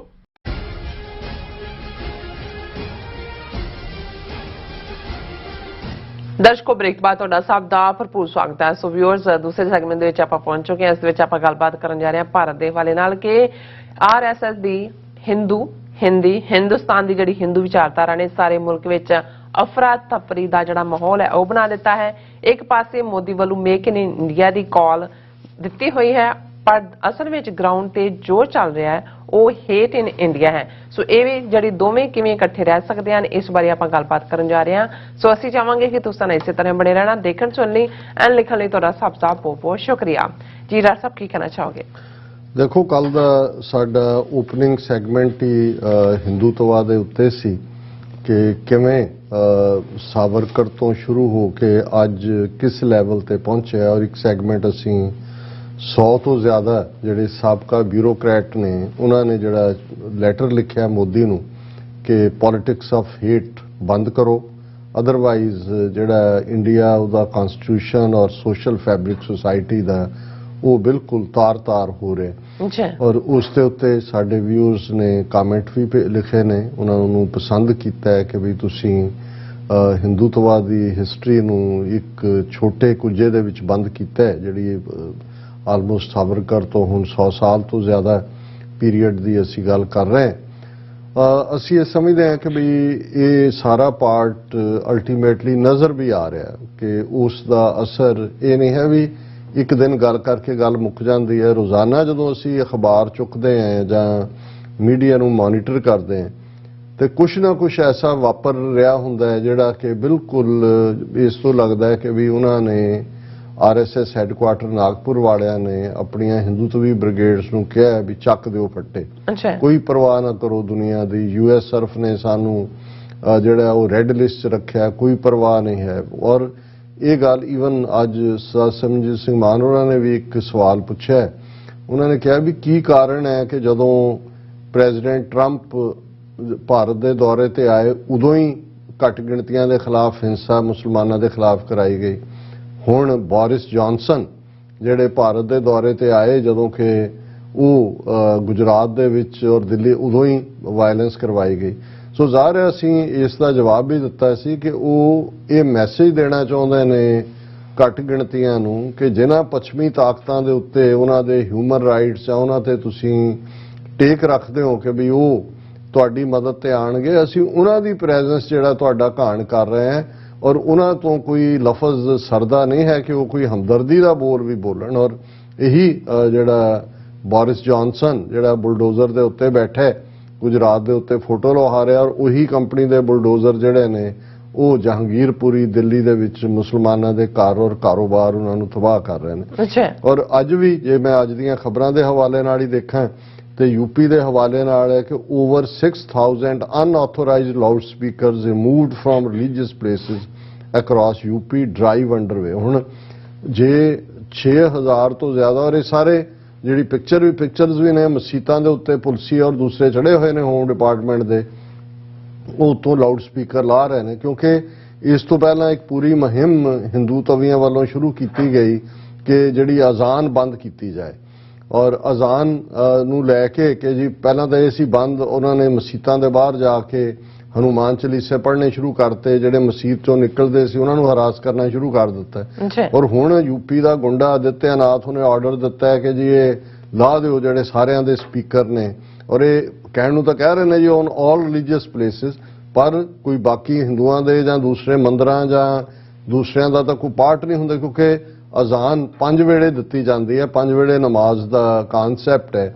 ਔਰ ਇਹ ਸਿਰਫ ਤੇ ਸਿਰਫ ਮੁਸਲਮਾਨਾਂ ਦੇ ਜਿਹੜੇ ਧਰਮ ਸਥਾਨ ਨੇ ਉਹਨਾਂ ਨੂੰ ਟਾਰਗੇਟ ਕਰਨ ਦੇ ਲਈ ਹੈ। ਹਾਲਾਂ 2-3 ਦਿਨਾਂ 'ਚ ਰਿਪੋਰਟਾਂ ਆ ਜਾਣਗੀਆਂ ਕਿ ਗੁਰਦੁਆਰਿਆਂ ਦੇ ਨਾਲ ਕੀ ਕਰ ਰਹੇ ਨੇ, ਲੇਕਿਨ ਇਹ ਜ਼ਾਹਰ ਹੈ ਕਿ ਵੀ ਉਹਨਾਂ ਨੂੰ ਕਿਸੇ ਦੀ ਪਰਵਾਹ ਨਹੀਂ ਹੈ ਕਿ ਵੀ ਉਹਨਾਂ ਨੇ ਜੋ ਕਰਨਾ ਉਹ ਕਰਨਾ ਹੀ ਹੈ। ਫਿਰ ਅਸੀਂ ਦੇਖਦੇ ਹਾਂ ਕਿ ਜਿਹੜਾ CBSE drops democracy and diversity Mughal courts poems by Faiz from syllabus. ਹੁਣ CBSE ਜਿਹੜਾ ਹੈ ਉਹ ਸੈਂਟਰਲ ਗਵਰਨਮੈਂਟ ਦੀ ਜਿਹੜੀ ਹੈ central board of secondary education, ਇਹਨੂੰ CBSE ਕਹਿੰਦੇ ਨੇ, ਔਰ ਉਹਨਾਂ ਨੇ ਆਪਣਾ ਜਿਹੜਾ ਸਿਲੇਬਸ ਅਗਲੇ ਸਾਲ ਦਾ ਉਹਦੇ ਚੋਂ ਉਹਨਾਂ ਨੇ ਨੌਨ ਅਲਾਈਨਡ ਮੂਵਮੈਂਟ ਦਾ ਚੈਪਟਰ ਕੱਢਤਾ। ਜ਼ਾਹਰ ਹੈ ਨਹਿਰੂ ਔਰ ਦੂਜਿਆਂ ਨੂੰ ਵੀ ਉਹ ਮਾਈਨਸ ਕਰ ਰਹੇ ਨੇ। Cold war era the rise of Islamic empires in Afro Asian territories, Islamic empire ਉਸ ਦੇ ਚੈਪਟਰ ਨੂੰ ਵੀ ਗਾਇਬ ਕਰ ਦਿੱਤਾ ਹੈ। The chronicles of Mughal courts, ਨਹੀਂ ਤਾਂ ਸਾਡੇ ਤਾਂ ਜੇ ਪਾਣੀਪਤ ਦੀਆਂ ਲੜਾਈਆਂ ਨਹੀਂ ਹੈ तो ਤੁਸੀਂ ਇਤਿਹਾਸ ਕਿਵੇਂ ਬਿਆਨੋਗੇ ਕਿ ਪਹਿਲੀ ਲੜਾਈ ਕੀ ਹੋਈ, ਦੂਜੀ 'ਚ ਕੀ ਹੋਈ, ਤੀਜੀ ਸੋਸ਼ਲ ਸਟੱਡੀਜ਼, ਇਤਿਹਾਸ ਸ਼ੁਰੂ ਹੀ ਔਰ ਹੈ ਵੀ ਮੁਗਲ ਆਲਮੋਸਟ 250-300 ਸਾਲ ਰਹੇ ਨੇ, ਉਸ ਤੋਂ ਪਹਿਲਾਂ ਵੀ ਮਹਿਮੂਦ ਗਜ਼ਨਵੀ ਤੋਂ ਸ਼ੁਰੂ ਹੁੰਦਾ, ਤੁਸੀਂ ਕਿਵੇਂ ਹਿਸਟਰੀ ਨਾਲ ਜੋੜੋਗੇ? ਪਰ ਉਹਨਾਂ ਨੇ ਉਹ ਵੀ ਗਾਇਬ ਕਰ ਦਿੱਤਾ। ਇੰਡਸਟਰੀਅਲ ਰੈਵੋਲੂਸ਼ਨ ਵੀ, ਕਿਉਂਕਿ ਜੇ ਇੰਡਸਟਰੀਅਲ ਰੈਵੋਲੂਸ਼ਨ ਯੂਰਪ ਦਾ ਦੱਸਣ ਫਿਰ ਉਹਨਾਂ ਦੀ ਆਪਣੀ ਖਾਮੀ ਜਿਹੜਾ ਪ੍ਰਾਚੀਨ ਭਾਰਤ ਕਹਿੰਦੇ ਨੇ ਉਹ ਗਾਇਬ ਹੋ ਜਾਂਦਾ। ਔਰ ਨਾਲ ਦੀ ਨਾਲ ਉਹਨਾਂ ਨੇ ਇਸ ਹਿਸਟਰੀ ਔਰ ਪੋਲੀਟੀਕਲ ਸਾਇੰਸ ਚੋਂ ਇਹ ਪਾਰਟ ਕੱਢ ਦਿੱਤਾ। ਇਸੇ ਤਰ੍ਹਾਂ ਉਹਨਾਂ ਨੇ impact of globalisation on agriculture, ਹੁਣ ਐਗਰੀਕਲਚਰ ਕੀ ਹੈ ਉਹਨੂੰ ਵੀ ਉਹਨਾਂ ਨੇ ਜਿਹੜਾ ਬਾਹਰ ਕੱਢ ਦਿੱਤਾ। ਔਰ ਇਸੇ ਤਰ੍ਹਾਂ food security has been exclude, ਇੱਕ ਚੈਪਟਰ ਫੂਡ ਸਿਕਿਉਰਿਟੀ ਦਾ, ਕਿਉਂਕਿ ਕਿਸਾਨਾਂ ਦੇ ਦਮਨ ਦੀਆਂ ਨੀਤੀਆਂ ਦੇ ਕਿਉਂਕਿ ਕਾਰਪੋਰੇਟ ਮਾਡਲ ਇਹ ਸਾਰੇ ਫੋਲੋ ਕਰ ਰਹੇ ਨੇ। ਔਰ ਇਸੇ ਤਰ੍ਹਾਂ ਫੈਜ਼ ਅਹਿਮਦ ਫੈਜ਼ ਜਿਹੜੇ ਵੱਡੇ ਰੈਵੋਲੂਸ਼ਨਰੀ ਕਵੀ ਨੇ ਔਰ ਉਰਦੂ ਲਿਟਰੇਚਰ 'ਚ ਗਾਲਿਬ ਤੋਂ ਬਾਅਦ ਫੈਜ਼ ਅਹਿਮਦ ਫੈਜ਼ ਦੀ ਪੋਇਟਰੀ ਨੂੰ ਮੰਨਿਆ ਜਾਂਦਾ। ਔਰ ਉਹਨਾਂ ਬਾਰੇ ਵੀ ਜਿਹੜੀਆਂ ਉਹਨਾਂ ਦੀਆਂ 2 ਨਜ਼ਮਾਂ ਸੀ ਉਸ ਸਿਲੇਬਸ ਦੇ ਵਿੱਚ, ਉਹਨੂੰ ਉਹਨਾਂ ਨੇ ਬਾਹਰ ਕੱਢ ਦਿੱਤਾ। ਇਸੇ ਤਰ੍ਹਾਂ ਉਹਨਾਂ ਨੇ drop from the course content chapters on democracy and diversity. ਹੁਣ ਤੁਸੀਂ ਦੇਖੋ ਜਦੋਂ ਅਸੀਂ ਕਹਿੰਦੇ ਹਾਂ ਵੀ ਇਹ ਮਨੂ ਸਮ੍ਰਿਤੀ ਜਾਂ ਹਿੰਦੀ ਹਿੰਦੁਸਤਾਨ ਨੂੰ ਲਾਗੂ ਕਰਨ ਜਾ ਰਹੇ ਨੇ, ਡੈਮੋਕ੍ਰੇਸੀ ਐਂਡ ਡਾਈਵਰਸਿਟੀ ਇਸ ਚੈਪਟਰ ਨੂੰ ਵੀ ਉਹਨਾਂ ਨੇ ਸਿਲੇਬਸ ਚੋਂ ਕੱਢ ਦਿੱਤਾ ਹੈ, ਕਿਉਂਕਿ ਉਹਨਾਂ ਨੇ ਤਾਂ ਜਮਹੂਰੀਅਤ ਰੱਖਣੀ ਨਹੀਂ ਹੈ। ਤੇ ਜੇ ਜਮਹੂਰੀਅਤ ਨਹੀਂ ਹੈ ਤਾਂ ਡਾਈਵਰਸਿਟੀ ਦਾ ਮਤਲਬ ਕਿ ਉਸ 'ਚ ਘੱਟ ਗਿਣਤੀਆਂ ਵੀ ਜਿਹੜੀਆਂ ਨੇ ਉਹ ਇੱਜ਼ਤ ਮਾਣ ਨਾਲ ਰਹਿ ਸਕਣ। ਸਟੂਡੈਂਟਸ ਦੇ ਦਿਮਾਗ ਉਹਨਾਂ ਨੇ ਸਿਰਫ ਤੇ ਸਿਰਫ ਨਾਜ਼ੀਆਂ ਵਾਂਗ ਹਿੰਦੂਤਵਾਦ ਦੇ ਥਾਟ ਦੇ ਨਾਲ ਹੀ ਭਰਨੇ ਨੇ। ਔਰ ਜਦੋਂ ਉਹਨਾਂ ਨੂੰ ਇਹ ਪੁੱਛਿਆ ਗਿਆ CBSE ਨੂੰ, national council of education research training ਨੂੰ, ਉਹਨਾਂ ਨੇ ਕਿਹਾ ਜੀ ਅਸੀਂ ਜਿਹੜੇ ਨੇ ਇਹ ਜਿਹੜਾ ਰੀਸ਼ਫਲ ਕਰਦੇ ਰਹਿੰਦੇ ਆ, ਕਦੇ ਅਸੀਂ ਕੱਢ ਦਿੰਦੇ ਆ, ਕਦੇ ਪਾ ਦਿੰਦੇ ਆ, ਪਰ ਇਸ ਤੋਂ ਤੁਸੀਂ ਇਹ ਦੇਖ ਸਕਦੇ ਹੋ ਕਿ ਟ੍ਰੈਂਡ ਕਿੱਧਰ ਹੈ। ਫਿਰ ਜਿਹੜਾ Delhi's ਮੁਹੰਮਦਪੁਰ ਇਜ਼ ਨਾਓ ਮਾਧਵਪੁਰਮ ਅਨਾਉਂਸਿਸ BJP। ਹੁਣ ਦਿੱਲੀ ਦੇ ਨੇੜੇ ਇੱਕ ਆਬਾਦੀ ਸੁਬਰਬਸ ਦੇ ਵਿੱਚ ਮੁਹੰਮਦਪੁਰਾ ਆਬਾਦੀ ਹੈ, ਆਪਣੇ BJP ਦੀ ਉੱਥੇ ਸਿਟੀ ਕਾਉਂਸਲ ਬਣੀ ਔਰ ਉਹਨਾਂ ਨੇ ਕਿਹਾ ਜੀ ਅਸੀਂ ਇਹ ਜਿਹੜੇ ਹੁਣ ਮੁਸਲਮਾਨੀ ਨਾਂ ਨਹੀਂ ਰਹਿਣ ਦੇਣੇ ਔਰ ਅਸੀਂ ਇਸ ਮੁਹੰਮਦਪੁਰ ਨੂੰ ਮਾਧਵਪੁਰਮ ਜਿਹੜਾ ਹੈ ਉਹ ਨਾਂ ਦੇ ਰਹੇ। ਹਾਲਾਂਕਿ ਉਹਨਾਂ ਦੀ ਦਿੱਲੀ ਸਰਕਾਰ ਨੇ ਕਿਹਾ ਜਿਹਦੀ ਕੋਈ ਪਰਮਿਸ਼ਨ ਨਹੀਂ ਹੈ। Gupta said they changed the name of the village as the locals didn't want to be associated with any symbol of slavery, ਕਿ ਇਹ ਮੁਸਲਮਾਨਾਂ ਦੇ ਰਾਜ, ਮੁਗਲ ਰਾਜ ਦੀ ਗੁਲਾਮੀ ਹੈ। ਔਰ ਅਸੀਂ ਉਹਨਾਂ ਨੇ ਉਹ ਕਹਿੰਦਾ he also said there are 40 other villages with Mughal era names and they need to be renamed after freedom fighters and persons who served the। ਉਹਨਾਂ ਨੇ ਕਿਹਾ ਜੀ 40 ਹੋਰ ਜਿਹੜੇ ਪਿੰਡ ਨੇ ਜਿਨ੍ਹਾਂ ਦੇ ਨਾਂ ਇਸਲਾਮਿਕ ਨੇ, ਅਸੀਂ ਉਹ ਜਿਹੜੇ ਨੇ ਅਸੀਂ ਕੰਪਲੀਟ ਕਰ ਰਹੇ ਹਾਂ ਬਦਲਣ ਦਾ, ਔਰ ਅਸੀਂ ਇਹ ਮੁਹੰਮਦਪੁਰੇ ਨੂੰ ਖਤਮ ਕਰਕੇ ਮਾਧਵਪੁਰਾ ਬਣਾ ਦਿੱਤਾ। ਔਰ ਇਹ ਸਾਡਾ ਜਿਹੜਾ ਅਸੀਂ ਹੁਣ ਇਹ ਮੈਸੇਜ ਦੇਣਾ ਚਾਹੁੰਦੇ ਹਾਂ ਕਿ ਹੁਣ ਅਸੀਂ ਆਜ਼ਾਦੀ ਦੇ ਨਾਲ ਰਹਿ ਰਹੇ ਹਾਂ ਔਰ ਇੱਥੇ ਮੁਸਲਮਾਨਾਂ ਜਾਂ ਮੁਗਲਾਂ ਦੇ ਪੀਰੀਅਡ ਦੇ ਨਾਵਾਂ ਦੀ ਕੋਈ ਲੋੜ ਨਹੀਂ ਹੈ। ਔਰ ਸ਼ਾਇਦ ਇਸ ਸਾਰੇ ਨੂੰ ਦੇਖਦੇ ਹਾਂ ਹੁਣ ਅਸੀਂ ਦੇਖ ਰਹੇ ਹਾਂ ਜੋ ਮਾਹੌਲ ਬਣ ਰਿਹਾ। ਔਰ ਜਿਵੇਂ ਅੱਜ ਰਾਹੁਲ ਗਾਂਧੀ ਨੇ ਟਵੀਟ ਕੀਤਾ, ਕਿਉਂਕਿ ਹੋਰੇ ਕਿਤੇ ਖਬਰ ਵੀ ਨਹੀਂ ਸੀ ਕਿ ਵੀ ਕਿਵੇਂ ਭਾਰਤ ਚੋਂ ਧੜਾਧੜ ਜਿਹੜੀਆਂ ਮਲਟੀਨੈਸ਼ਨਲ ਕੰਪਨੀਆਂ ਨੇ ਉਹ ਬਾਹਰ ਨਿਕਲ ਰਹੀਆਂ ਨੇ। ਹੁਣ ਇੱਕ ਪਾਸੇ ਤਾਂ ਮੋਦੀ ਨੇ ਕਾਲ ਦਿੱਤੀ ਕਿ ਜੀ ਮੇਕ ਇਨ ਇੰਡੀਆ ਵਰਤੋ, ਪਰ ਦੂਸਰੇ ਪਾਸੇ ਜੇ ਹੁਣ ਹੇਟ ਇਨ ਇੰਡੀਆ ਜਿਵੇਂ ਉਹਨਾਂ 100 ਤੋਂ ਜ਼ਿਆਦਾ ਬਿਊਰੋਕਰੈਟਸ ਨੇ ਵੀ ਕਿਹਾ, ਤੇ ਹੇਟ ਇਨ ਇੰਡੀਆ ਦੇ ਨਾਲ ਜੇ ਤੁਸੀਂ ਨਫ਼ਰਤ ਫੈਲਾਈ ਹੋਈ ਹੈ ਤੇ ਉੱਥੇ ਤੁਹਾਡਾ ਕਿਹੜਾ ਤੁਸੀਂ ਕ੍ਰੀਏਸ਼ਨ ਕਰੋਗੇ ਜਾਂ ਕਿਹੜਾ ਕ੍ਰੀਏਟਿਵ ਕੰਮ ਹੋਏਗਾ। ਔਰ ਇਸ ਵੇਲੇ ਜਦੋਂ ਅਸੀਂ ਇਹ ਗੱਲਬਾਤ ਕਰ ਰਹੇ ਹਾਂ ਕਿ ਵੀ 7 ਜਿਹੜੇ ਗਲੋਬਲ ਬ੍ਰਾਂਡਸ ਨੇ ਉਹ ਭਾਰਤ ਚੋਂ ਨਿਕਲ ਆਏ ਨੇ, ਜਿਨ੍ਹਾਂ 'ਚ ਸ਼ੈਵਰਲੈਟ 2017 'ਚ ਉਹਨਾਂ ਨੇ ਆਪਣੇ ਪਲਾਂਟ ਬੰਦ ਕੀਤੇ, ਮੈਨ ਟਰੱਕਸ 2018 'ਚ ਉਹਨਾਂ ਨੇ ਬੰਦ ਕੀਤੇ, ਫੀਅਟ ਐਂਡ ਯੂਨਾਈਟਿਡ ਮੋਟਰਸ 2019 'ਚ ਉਹਨਾਂ ਨੇ ਭਾਰਤ ਦੇ ਆਪਣੇ ਆਪਰੇਸ਼ਨ ਬੰਦ ਕੀਤੇ, ਹਾਰਲੇ ਡੇਵਿਡਸਨ 2020 'ਚ ਉਹਨਾਂ ਨੇ ਆਪਣਾ ਕੰਮ ਬੰਦ ਕੀਤਾ, ਫੋਰਡ ਜਿਹਦੀ ਭਾਰੀ ਇਨਵੈਸਟਮੈਂਟ ਸੀ ਉੱਥੇ 2021 'ਚ ਫੋਰਡ ਵਾਲਿਆਂ ਨੇ ਵੀ ਆਪਣਾ ਕੰਮ ਨਿਬੇੜ ਦਿੱਤਾ ਉੱਥੋਂ, ਡੈਟਸਨ 2022 ਇਹ ਪਹਿਲਾਂ ਹੀ ਜਿਹੜੇ ਨੇ ਉਸ ਚੋਂ ਨਿਕਲ ਚੁੱਕੇ ਨੇ। ਇਸੇ ਤਰ੍ਹਾਂ ਇਹ 7 ਗਲੋਬਲ ਬ੍ਰਾਂਡ ਨੇ ਜਿਹੜੇ ਨਿਕਲੇ ਨੇ, 9 ਵੱਡੀਆਂ ਫੈਕਟਰੀਜ਼, 649 ਡੀਲਰਸ਼ਿਪਸ ਖਤਮ ਹੋਈਆਂ ਔਰ ਇਸ ਸਾਰੇ ਦੇ ਨਾਲ 84,000 ਜੌਬ ਜਿਹੜੇ ਨੇ ਉਹ ਖਤਮ ਹੋਏ ਨੇ।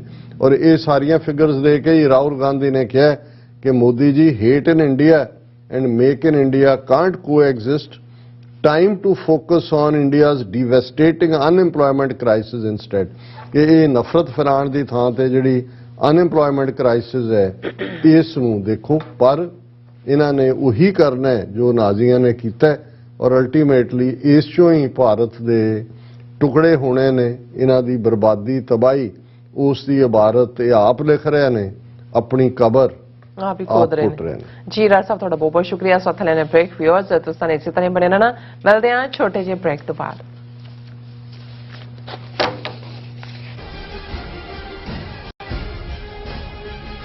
ਯੂਕੇ ਅਤੇ ਜਨੇਵਾ ਤੋਂ ਬਾਅਦ ਖਾਲਿਸਤਾਨ ਰੈਫਰੈਂਡਮ ਦੀਆਂ ਵੋਟਾਂ ਦਾ ਅਗਲਾ ਪੜਾਅ ਇਟਲੀ ਵਿੱਚ ਖਾਲਿਸਤਾਨ ਰੈਫਰੈਂਡਮ ਦੀਆਂ ਵੋਟਾਂ ਬ੍ਰੇਸ਼ੀਆ ਦੇ ਬ੍ਰਿਕਸੀਆ ਫੋਰਮ ਵਿੱਚ 8 ਮਈ ਦਿਨ ਐਤਵਾਰ ਨੂੰ ਪੈਣਗੀਆਂ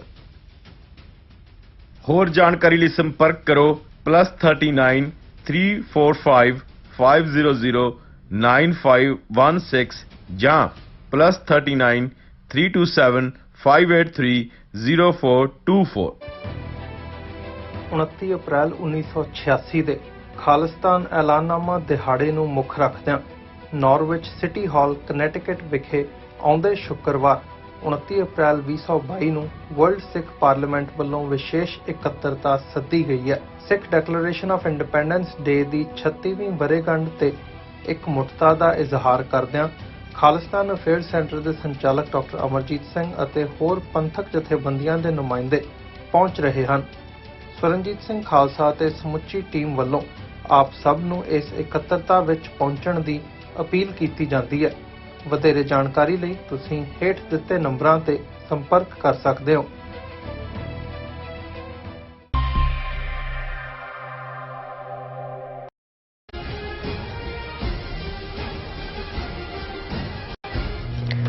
viewers welcome back on programme so viewers Pakistan ਦੇ ਚੀਨ ਦੇ ਹਵਾਲੇ ਨਾਲ ਗੱਲਬਾਤ ਕਰਨ ਜਾ ਰਹੇ ਹਾਂ ਕਿ ਕਰਾਚੀ ਯੂਨੀਵਰਸਿਟੀ ਦੇ ਬਾਹਰ ਇੱਕ ਖੁਦਕਸ਼ ਦਹਿਸ਼ਤਗਰਦ ਹਮਲੇ ਵਿੱਚ ਮਾਰੇ ਗਏ 3 ਚੀਨੀ ਪ੍ਰੋਫੈਸਰਾਂ ਦੇ ਮੁੱਦੇ ਤੇ ਚੀਨ ਸਰਕਾਰ ਨੇ ਆਪਣਾ ਰਿਐਕਸ਼ਨ ਦਿੱਤਾ ਹੈ। ਸੋ ਚੀਨ ਦੇ ਜਿਹੜੀ ਫੋਰਨ ਮਿਨਿਸਟਰੀ ਨੇ ਕਿਹਾ ਹੈ ਕਿ ਚੀਨੀਆਂ ਦਾ ਡੁੱਲਿਆ ਖੂਨ ਜਿਹੜਾ ਹੈ ਵਿਅਰਥ ਨਹੀਂ ਜਾਏਗਾ ਤੇ ਇਸ ਦੇ ਪਿੱਛੇ ਜੋ ਲੋਕ ਸਨ ਉਹਨਾਂ ਨੂੰ ਜਵਾਬਦੇਹ ਬਣਾਇਆ ਜਾਵੇਗਾ। ਚੀਨ ਨੇ ਪਾਕਿਸਤਾਨ ਸਰਕਾਰ ਤੋਂ ਇਸ ਹਮਲੇ ਦੀ ਤਹਿ ਤੱਕ ਜਾਣ ਦੀ ਮੰਗ ਵੀ ਕੀਤੀ ਹੈ। ਸੋ ਇਸ ਬਾਰੇ ਆਪਾਂ ਗੱਲਬਾਤ ਕਰਨ ਜਾ ਰਹੇ ਹਾਂ। ਸੋ ਅਸੀਂ ਚਾਹਾਂਗੇ ਕਿ ਤੁਸੀਂ ਇਸੇ ਤਰ੍ਹਾਂ ਬਣੇ ਰਹਿਣਾ ਦੇਖਣ ਸੁਣਨ ਲਈ ਐਂਡ ਲਿਖਣ ਲਈ ਤੁਹਾਡਾ ਸਭ ਦਾ ਬਹੁਤ ਬਹੁਤ ਸ਼ੁਕਰੀਆ। ਜੀ ਡਾਕਟਰ ਸਾਹਿਬ ਕੀ ਕਹਿਣਾ ਚਾਹੋਗੇ? ਦੇਖੋ ਕੱਲ ਅਸੀਂ ਇੱਕ ਪੂਰਾ ਸੈਗਮੈਂਟ ਕਰਾਚੀ ਯੂਨੀਵਰਸਿਟੀ ਦੀ ਕਨਫਿਊਸ਼ੀਅਸ ਇੰਸਟੀਚਿਊਟ ਜਿਸ ਦੇ 3 ਪ੍ਰੋਫੈਸਰਸ ਉਹਨਾਂ ਦੇ ਟੀਚਰਸ ਇੱਕ ਖੁਦਕੁਸ਼ ਹਮਲੇ ਵਿੱਚ ਮਾਰੇ ਗਏ ਇਸ ਦੇ ਉੱਤੇ ਕੀਤਾ ਸੀ ਔਰ ਅਸੀਂ ਬੜੀ ਕਲੀਅਰਲੀ ਇਹ ਕਿਹਾ ਸੀ ਕਿ ਵੀ ਕਿਉਂਕਿ ਇਹਦੀ ਜ਼ਿੰਮੇਵਾਰੀ ਬਲੋਚ ਲਿਬਰੇਸ਼ਨ ਆਰਮੀ BLA ਨੇ ਲਈ ਔਰ ਇਹ ਵੀ ਸਾਹਮਣੇ ਆ ਗਿਆ ਸੀ ਕਿ ਵੀ ਜਿਹੜੀ ਖੁਦਕੁਸ਼ ਹਮਲਾਵਰ ਹੈ ਉਹ ਇੱਕ ਬੀਬੀ ਹੈ ਔਰ ਹੁਣ ਉਸ ਬੀਬੀ ਦੀਆਂ ਡਿਟੇਲ ਸਾਹਮਣੇ ਆਈਆਂ ਨੇ ਕਿ ਵੀ ਉਹ ਹਾਈਲੀ ਐਜੂਕੇਟਿਡ ਪਹਿਲਾਂ ਉਹਨੇ BSc ਕੀਤੀ ਫਿਰ MSc ਕੀਤੀ ਔਰ ਐਜ਼ ਅ ਟੀਚਰ ਔਰ ਉਹਦਾ ਹਸਬੈਂਡ ਡੈਂਟਿਸਟ ਹੈ ਡਾਕਟਰ ਹੈ ਬੱਚੇ ਨੇ 2 ਔਰ ਉਸ ਨੇ ਜਿਹੜੀ ਖੁਦ ਟੀਚਰ ਸੀ ਉਸ ਨੇ ਔਰ ਇਹ ਵੀ ਇਹ ਸਾਹਮਣੇ ਆਇਆ ਕਿ ਕੋਈ ਇਸ ਕਿਸਮ ਦੀ ਕਹਾਣੀ ਨਹੀਂ ਹੈ ਜਾਂ ਕੋਈ ਐਸੀ ਬੈਕਗ੍ਰਾਉਂਡ ਨਹੀਂ ਹੈ ਕਿ ਉਹਦੇ ਪਰਿਵਾਰ ਦਾ ਕੋਈ ਜੀ ਜਾਂ near and dear one Pakistani ਫੌਜ ਵੱਲੋਂ ਜਾਂ ਬਲੋਚਿਸਤਾਨ ਦੇ ਵਿੱਚ ਕਿਸੇ ਐਕਸ਼ਨ ਦੇ ਵਿੱਚ ਮਾਰਿਆ ਗਿਆ ਹੋਵੇ ਕਿਉਂਕਿ ਜਦੋਂ ਅਸੀਂ ਖੁਦਕੁਸ਼ ਹਮਲਾਵਰਾਂ ਦਾ ਪਿਛੋਕੜ ਦੇਖਦੇ ਹਾਂ ਤੇ ਕਿਤੇ ਨਾ ਕਿਤੇ ਬਹੁਤ ਵਾਰੇ ਕਿਹਾ ਜਾਂਦਾ ਹੈ ਕਿ ਜੀ ਇਹ ਰਿਵੈਂਜ ਪਰਸਨਲ ਬਦਲਾ ਭਾਵਨਾ ਜਿਵੇਂ ਜਿਸ ਬੀਬੀ ਨੇ ਧੇਨੂ ਨੇ ਖੁਦਕੁਸ਼ ਬੰਬਰ ਬਣ ਕੇ ਰਾਜੀਵ ਗਾਂਧੀ ਨੂੰ ਉਡਾਇਆ ਸੀ ਉਸ ਦਾ ਕਾਰਨ ਸੀ ਕਿ ਇੰਡੀਅਨ ਪੀਸਕੀਪਿੰਗ ਫੋਰਸ ਦੇ ਨਾਂ ਥੱਲੇ ਭਾਰਤੀ ਫੌਜ ਨੇ ਸ੍ਰੀਲੰਕਾ ਦੇ ਵਿੱਚ ਜੋ ਜ਼ੁਲਮ ਕੀਤੇ ਉਹਦੇ 'ਚ ਉਹਨਾਂ ਦੇ ਪਰਿਵਾਰ ਦੇ ਜੀ ਮਾਰੇ ਗਏ ਸੀ ਉਸ ਦੇ ਪਰਿਵਾਰ ਦੀਆਂ ਬੀਬੀਆਂ ਦੇ ਨਾਲ ਜਿਹੜੇ ਨੇ ਜਬਰ ਜਨਾਹ ਹੋਏ ਸੀ ਔਰ ਉਹ ਜਿਹੜੀ ਹੈ ਲਿਟੇ ਦੇ ਵਿੱਚ ਉਹਨੇ ਆਪਣੇ ਆਪ ਨੂੰ ਰਜਿਸਟਰ ਕਰਵਾਇਆ ਕਿਉਂਕਿ ਜੋ ਉਹਦੀਆਂ ਭੈਣਾਂ ਦੇ ਨਾਲ ਪਰਿਵਾਰ ਦੇ ਜੀਆਂ ਨਾਲ ਹੋਇਆ ਉਹਦਾ ਉਹ ਬਦਲਾ ਲੈਣਾ ਚਾਹੁੰਦੀ ਸੀ। ਸੋ ਇਹ ਅਕਸਰ ਜਦੋਂ ਕਿ ਇਸ ਕਿਸਮ ਦੇ ਖੁਦਕੁਸ਼ ਹਮਲਾਵਰ ਉਹਨਾਂ ਦੀ ਸਾਈਕੀ ਕੀ ਹੈ ਉਹਨਾਂ ਦੇ ਅੰਦਰ ਕੀ ਚੱਲ ਰਿਹਾ ਹੁੰਦਾ ਔਰ ਕੋਈ ਕਿਉਂ ਇਸ ਕਿਸਮ ਵੱਲ ਤੁਰਦਾ ਲੇਕਿਨ ਇਸ ਮਾਮਲੇ 'ਚ ਹਾਈਲੀ ਔਰ ਇਹ ਜਿਹੜੀ ਟੀਚਿੰਗ ਪ੍ਰੋਫੈਸ਼ਨ ਦੀ ਲੇਡੀ ਉਹ ਟਾਰਗੇਟ ਵੀ ਟੀਚਰਸ ਨੂੰ ਕਰੇ ਔਰ ਜਿਹਦਾ ਕੋਈ ਆਪਣਾ ਇਸ ਕਿਸਮ ਦੀ ਗ੍ਰੀਵੈਂਸ ਨਹੀਂ ਹੈ ਇਹ ਇੱਕ ਪਹਿਲੀ ਵੀ ਹੈ ਲੇਕਿਨ ਇਹਦੇ 'ਚ ਕੋਈ ਸ਼ੱਕ ਨਹੀਂ ਹੈ ਕਿ ਜਦੋਂ ਔਰ ਅਸੀਂ ਕੱਲ ਵੀ ਇਹ ਜ਼ਿਕਰ ਕੀਤਾ ਸੀ ਕਿ Baloch liberation army Indian intelligence ਰਾ ਫੰਡਡ ਹੈ ਫੁੱਲੀ ਪਹਿਲੇ ਦਿਨ ਤੋਂ, ਔਰ ਈਵਨ ਉਹਨਾਂ ਦੇ ਨਾਲ ਯਕਜਹਿਤੀ ਦਾ ਇਜ਼ਹਾਰ ਈਵਨ ਪ੍ਰਧਾਨ ਮੰਤਰੀ ਮੋਦੀ ਨੇ ਆਪਣੀ ਲਾਲ ਕਿਲੇ ਦੀ ਸਪੀਚ ਦੇ ਵਿੱਚ ਵੀ ਕੀਤਾ ਸੀ। ਪਰ ਅਸੀਂ ਇਹ ਵੀ ਕਨਕਲੂਡ ਕੀਤਾ ਸੀ ਕਿ ਇਸ ਵੇਲੇ ਭਾਰਤ ਔਰ ਜਿਹੜੀਆਂ ਹੋਰ ਭਾਰਤ ਦੀਆਂ ਸਹਿਯੋਗੀ ਪੱਛਮੀ ਤਾਕਤਾਂ ਨੇ ਉਹਨਾਂ ਦਾ focus China Pakistan economical corridor ਨੂੰ ਜਿਹੜਾ ਹੈ ਉਹ ਪੋਸੀਬਲ ਨਾ ਬਣਨ ਦੇਣਾ, ਕਿਉਂਕਿ ਚਾਈਨਾ ਦਾ one belt one road initiative ਜਿਹੜਾ ਹੈ ਵੱਡਾ ਇਕਨੋਮਿਕਲ ਜਿਹੜਾ ਆਲਮੋਸਟ $280 ਬਿਲੀਅਨ ਦਾ ਉਹਨਾਂ ਦਾ ਪ੍ਰੋਜੈਕਟ ਹੈ, ਉਹਨਾਂ ਨੂੰ ਯੂਰਪ ਤੱਕ ਅਫਰੀਕਾ ਤੱਕ ਜਿਹੜਾ ਉਹ ਸੁਪਰਾਮੇਸੀ ਦਿੰਦਾ ਹੈ ਐਜ਼ ਏ ਵਰਲਡ, ਚਾਈਨਾ ਨੂੰ ਇੱਕ ਸੁਪਰ ਇਕਨੋਮਿਕਲ ਪਾਵਰ ਦੇ ਤੌਰ ਤੇ ਵੀ ਖੜਾ ਕਰਦਾ। ਸੋ ਉਹਨੂੰ ਰੋਕਣ ਦੇ ਲਈ ਇਹ ਸਾਰਾ ਪਾਰਟ, ਔਰ ਆਲਰੇਡੀ ਇੰਡੀਆ ਦੀ ਇੰਟਰਫੇਰੈਂਸ ਕੁਲਭੂਸ਼ਣ ਯਾਦਵ ਔਰ ਬਾਕੀ ਦਹਿਸ਼ਤਗਰਦੀ ਵਿਦਿਨ ਪਾਕਿਸਤਾਨ ਅੱਡ-ਅੱਡ ਮੌਕਿਆਂ ਦੇ ਉੱਤੇ, ਔਰ ਕਿਉਂਕਿ ਚਾਈਨਾ ਦੇ ਨਾਲ ਭਾਰਤ ਨੇ ਜਿਸ ਕਿਸਮ ਦਾ ਰਵੱਈਆ ਹੁਣ ਅਮਰੀਕਾ ਨਾਲ ਮਿਲ ਕੇ ਕੁਆਡ ਰਾਹੀਂ ਜਾਂ LAC ਤੇ ਜੋ ਕੁਝ ਹੋਇਆ ਚੱਲ ਰਿਹਾ, ਸੋ ਇਹਨੂੰ ਬਿਲਕੁਲ ਵੀ ਜੇ ਥੋੜੀ ਜਿਹੀ ਵੀ ਦੀ ਪ੍ਰੋਪਰ ਢੰਗ ਦੇ ਨਾਲ ਜਿਹੜੀ ਹੈ ਇਨਵੈਸਟੀਗੇਸ਼ਨ ਹੋਏ ਤੇ ਸਾਹਮਣੇ ਆਏਗਾ ਕਿ ਭਾਈ ਇਸ ਦੇ ਪਿੱਛੇ ਅਲਟੀਮੇਟਲੀ ਅਗਲੇ ਜਿਹੜੇ ਹੁੰਦੇ ਨੇ ਉਹਨਾਂ ਨੂੰ ਇਮੋਸ਼ਨਲੀ ਬਲੈਕਮੇਲ ਕਰਕੇ ਜਾਂ ਇਮੋਸ਼ਨਲੀ ਬ੍ਰੇਨ ਵਾਸ਼ ਕਰਕੇ ਵਰਤਿਆ ਜਾਂਦਾ ਹੈ, ਪਿੱਛੇ ਤਾਕਤਾਂ ਹੋਰ ਹੁੰਦੀਆਂ ਨੇ। ਨਹੀਂ ਤਾਂ ਕੋਈ ਵੀ ਇਹ ਪੁੱਛ ਸਕਦਾ ਹੈ ਜੀ ਆਪਣੀ ਜਾਨ ਕੋਈ ਕਿਉਂ ਕੁਰਬਾਨ ਕਰੇਗਾ। ਔਰ ਬਲੋਚਿਸਤਾਨ ਦਾ ਇਸ਼ੂ ਵੀ ਅਸੀਂ ਕਿਸੇ ਦਿਨ ਇਸ ਇਸ਼ੂ ਦੇ ਉੱਤੇ ਡੀਟੇਲ 'ਚ ਗੱਲ ਕਰਾਂਗੇ ਕਿ ਵੀ ਉਹਨਾਂ ਦੀ ਪ੍ਰੋਬਲਮ ਕੀ ਹੈ। ਦੂਜੇ ਆਮ ਲੋਕਾਂ ਨੂੰ ਲੱਗਦਾ ਜੇ ਹੁਣ ਬਲੋਚਿਸਤਾਨ ਕੀ ਸ਼ਾਇਦ ਇੱਕ ਸੂਬਾ ਹੈ ਜਿੱਥੇ ਕਿ ਬਲੋਚ ਹੀ ਮੈਜੋਰਿਟੀ 'ਚ ਨੇ ਔਰ ਬਲੋਚਾਂ ਨਾਲ ਬਹੁਤ ਧੱਕਾ ਹੋ ਰਿਹਾ। ਨਹੀਂ, ਬਲੋਚਿਸਤਾਨ ਦਾ ਜੇ ਤੁਸੀਂ ਕੁੱਲ ਮਿਲਾ ਕੇ ਦੇਖੋ ਇਹ ਸੂਬਾ ਵੀ ਅੱਡ-ਅੱਡ ਕਲਾਤ ਔਰ ਦੂਸਰੀਆਂ ਸਟੇਟਾਂ ਨੂੰ ਮਿਲਾ ਕੇ ਬਣਿਆ, ਔਰ ਉਹਦੇ 'ਚ ਮੈਜੋਰਿਟੀ ਆਬਾਦੀ ਪਸ਼ਤੂਨਾਂ ਦੀ ਹੈ। ਔਰ ਅਨਫੋਰਚੂਨੇਟਲੀ ਜਿਹੜੀ ਬਲੋਚ ਪੋਪੂਲੇਸ਼ਨ ਵੀ ਹੈ ਉਹਨਾਂ 'ਚ ਵੀ ਉਹ ਜਿਹੜੀ ਜਿਵੇਂ ਸਿੰਧ ਦੇ ਵਿੱਚ ਵਡੇਰਾ ਸਿਸਟਮ ਹੈ, ਬਲੋਚਿਸਤਾਨ ਦੇ ਵਿੱਚ ਵੀ ਜਿਹਨਾਂ ਨੂੰ ਸਰਦਾਰ ਕਹਿੰਦੇ ਨੇ, ਜਿਵੇਂ ਭੁਗਤੀ ਇੱਕ ਮਾਰਿਆ ਗਿਆ ਸੀ ਜਾਂ ਦੂਜੇ, ਉਹ ਜਿਹੜੇ ਹੁਣ ਜਦੋਂ ਦੇ ਪਾਕਿਸਤਾਨ ਦੇ ਵਿੱਚ ਪਾਕਿਸਤਾਨੀ ਕਨਸਟੀਟਿਊਸ਼ਨ 'ਚ ਜਿਹੜੀ ਹੈ ਉਹਨਾਂ ਦੀ ਧਾਰਾ 18 ਉਹਦੇ ਤਹਿਤ ਜਿੰਨੇ ਵੀ ਡਿਵੈਲਪਮੈਂਟ ਫੰਡ ਨੇ ਉਹ ਸੂਬਿਆਂ ਨੂੰ ਦੇ ਦਿੱਤੇ ਜਾਂਦੇ ਨੇ। ਪੰਜਾਬ ਹੈ, ਬਲੋਚਿਸਤਾਨ ਹੈ, ਖੈਬਰ ਪਖਤੂਨਖਵਾ ਜਾਂ ਸਿੰਧ ਹੈ, ਉਹਨਾਂ ਨੇ ਅੱਗੋਂ ਸਪੈਂਡ ਕਰਨੇ ਹੁੰਦੇ ਨੇ। ਹੁਣ ਇਹ ਜਿਹੜੀਆਂ ਹਾਇਰਾਰਕੀਅਲ ਜਾਂ ਇਹ ਰਵਾਇਤੀ ਟ੍ਰਾਈਬਲ ਸੁਸਾਇਟੀਜ਼ ਨੇ, ਇਹਨਾਂ ਦੇ ਵਿੱਚ ਜਿਹੜੀ ਅਸਲੀ ਤਾਕਤ ਹੈ ਜਿਹੜਾ ਉਸ ਕਬੀਲੇ ਦਾ ਸਰਦਾਰ ਹੈ ਉਹਦੇ ਕੋਲ ਹੈ।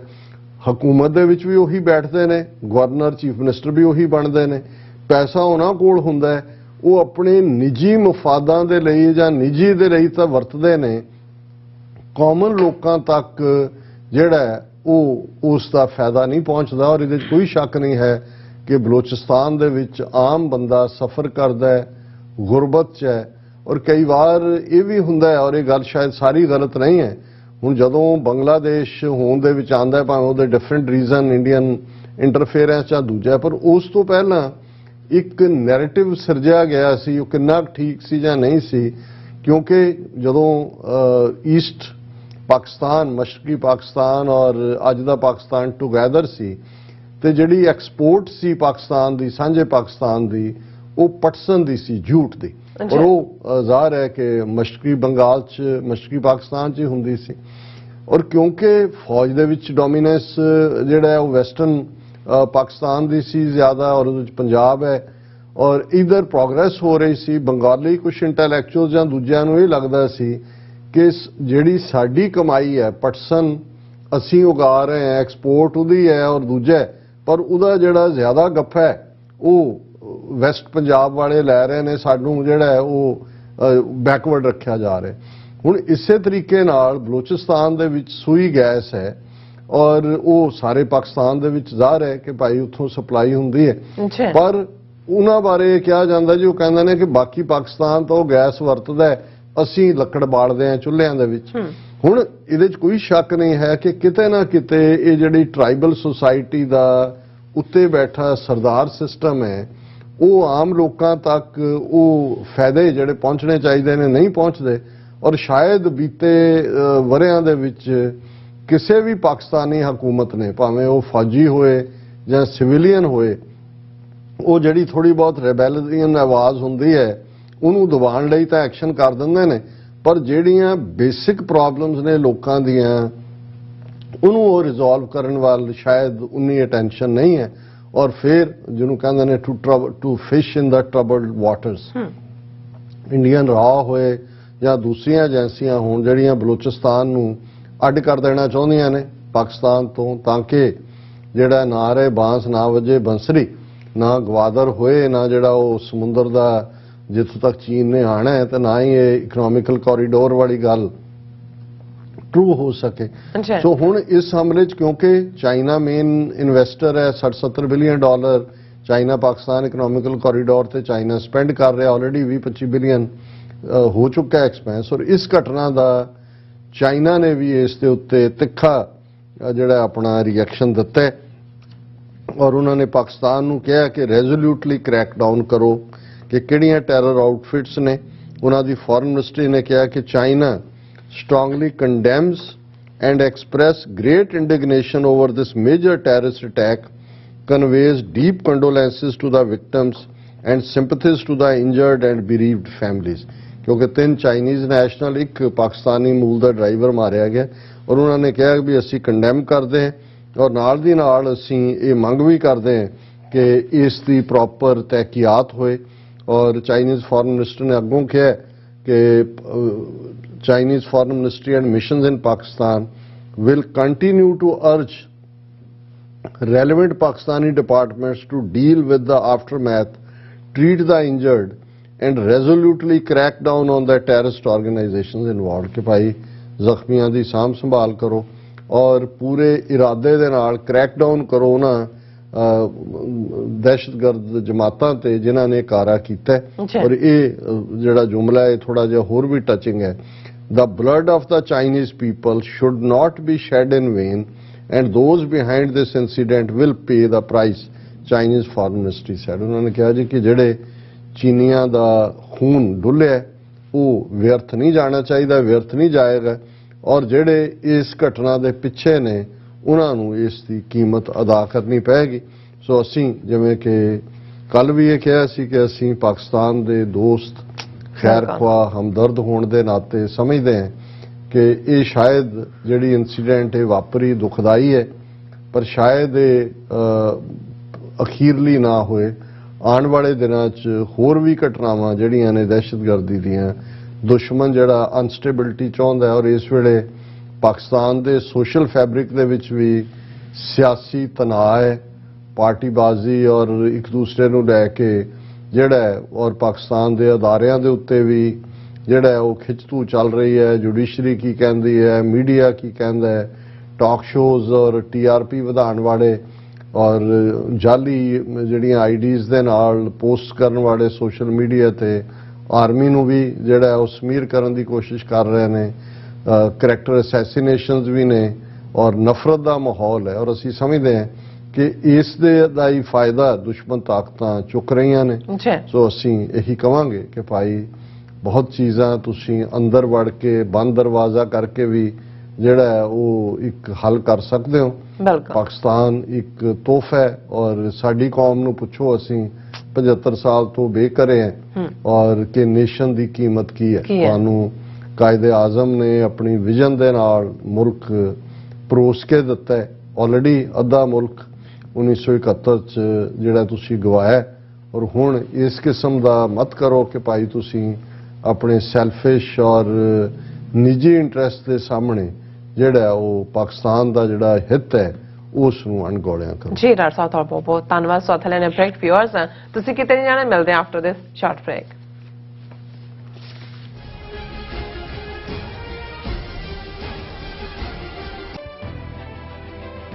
ਅਪ੍ਰੈਲ 1986 ਦੇ ਖਾਲਿਸਤਾਨ ਐਲਾਨਨਾਮਾ ਦਿਹਾੜੇ ਨੂੰ ਮੁੱਖ ਰੱਖਦਿਆਂ ਨਾਰਵਿਚ ਸਿਟੀ ਹਾਲ ਕਨੈਟਿਕਟ ਵਿਖੇ ਆਉਂਦੇ ਸ਼ੁੱਕਰਵਾਰ 29 ਅਪ੍ਰੈਲ 2022 ਨੂੰ ਵਰਲਡ ਸਿੱਖ ਪਾਰਲੀਮੈਂਟ ਵੱਲੋਂ ਵਿਸ਼ੇਸ਼ ਇਕੱਤਰਤਾ ਸੱਦੀ ਗਈ ਹੈ। ਸਿੱਖ ਡੈਕਲੇਰੇਸ਼ਨ ਆਫ ਇੰਡੀਪੈਂਡੈਂਸ ਡੇ ਦੀ 36ਵੀਂ ਵਰ੍ਹੇਗੰਢ ਤੇ ਇੱਕ ਮੁੱਠਤਾ ਦਾ ਇਜ਼ਹਾਰ ਕਰਦਿਆਂ ਖਾਲਿਸਤਾਨ ਅਫੇਅਰਸ ਸੈਂਟਰ ਦੇ ਸੰਚਾਲਕ ਡਾਕਟਰ ਅਮਰਜੀਤ ਸਿੰਘ ਅਤੇ ਹੋਰ ਪੰਥਕ ਜਥੇਬੰਦੀਆਂ ਦੇ ਨੁਮਾਇੰਦੇ ਪਹੁੰਚ ਰਹੇ ਹਨ।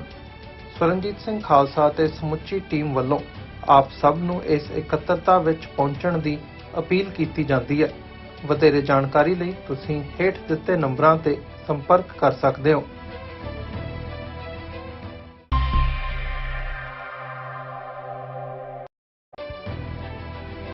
ਯੂਕੇ ਅਤੇ ਜਨੇਵਾ ਤੋਂ ਬਾਅਦ ਖਾਲਿਸਤਾਨ ਰੈਫਰੈਂਡਮ ਦੀਆਂ ਵੋਟਾਂ ਦਾ ਅਗਲਾ ਪੜਾਅ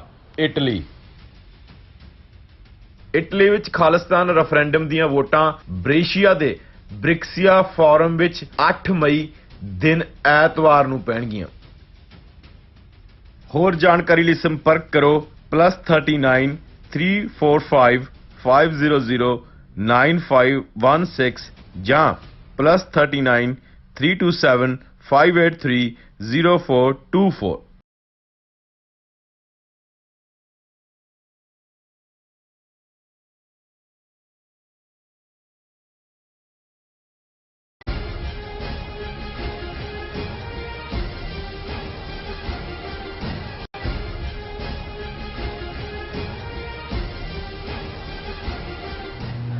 ਦਰਸ਼ਕੋ, ਬ੍ਰੇਕ ਤੋਂ ਬਾਅਦ ਆਪਾਂ ਤੁਹਾਨੂੰ ਸਭ ਨੂੰ ਜੀ ਆਇਆਂ ਕਹਿੰਦੇ ਹਾਂ। ਗੱਲਬਾਤ ਕਰਨ ਜਾ ਰਹੇ ਹਾਂ ਕਿ ਪਿਛਲੇ ਦਿਨੀ ਪ੍ਰਧਾਨ ਮੰਤਰੀ ਮੋਦੀ ਜੰਮੂ ਦੇ ਦੌਰੇ ਤੇ ਗਏ, ਜਿੱਥੇ ਉਹਨਾਂ ਦਾਅਵਾ ਕੀਤਾ ਕਿ ਜੰਮੂ ਕਸ਼ਮੀਰ ਵਿੱਚ 38,000 ਕਰੋੜ ਰੁਪਏ ਦੀ ਜਿਹੜੀ ਇਨਵੈਸਟਮੈਂਟ ਦੀਆਂ ਪ੍ਰਪੋਜ਼ਲਸ ਹਨ, ਉਹਨਾਂ UAE ਦਾ ਇੱਕ ਡੈਲੀਗੇਸ਼ਨ ਨੂੰ ਇਹਨਾਂ ਨੂੰ ਮਿਲਿਆ, ਸੋ ਜਿਸ ਨੇ ਜੰਮੂ ਕਸ਼ਮੀਰ ਵਿੱਚ ਭਾਰੀ ਇਨਵੈਸਟਮੈਂਟ ਕਰਨ ਦੀ ਆਫਰ ਕੀਤੀ, ਜਦੋਂ ਕਿ ਭਾਰਤੀ ਫੌਜ ਕਸ਼ਮੀਰੀਆਂ ਤੇ ਜ਼ੁਲਮ ਕਰ ਰਹੀ ਹੈ ਔਰ UAE ਦੀ ਇਸ ਕਿਸਮ ਦੀ ਆਫਰ ਸ਼ਰਮਨਾਕ ਹੈ। ਸੋ ਇਸ ਬਾਰੇ ਆਪਾਂ ਗੱਲਬਾਤ ਕਰਨ ਜਾ ਰਹੇ ਹਾਂ। ਸੋ ਅਸੀਂ ਚਾਹਾਂਗੇ ਕਿ ਤੁਸੀਂ ਇਸੇ ਤਰ੍ਹਾਂ ਬਣੇ ਰਹਿਣਾ।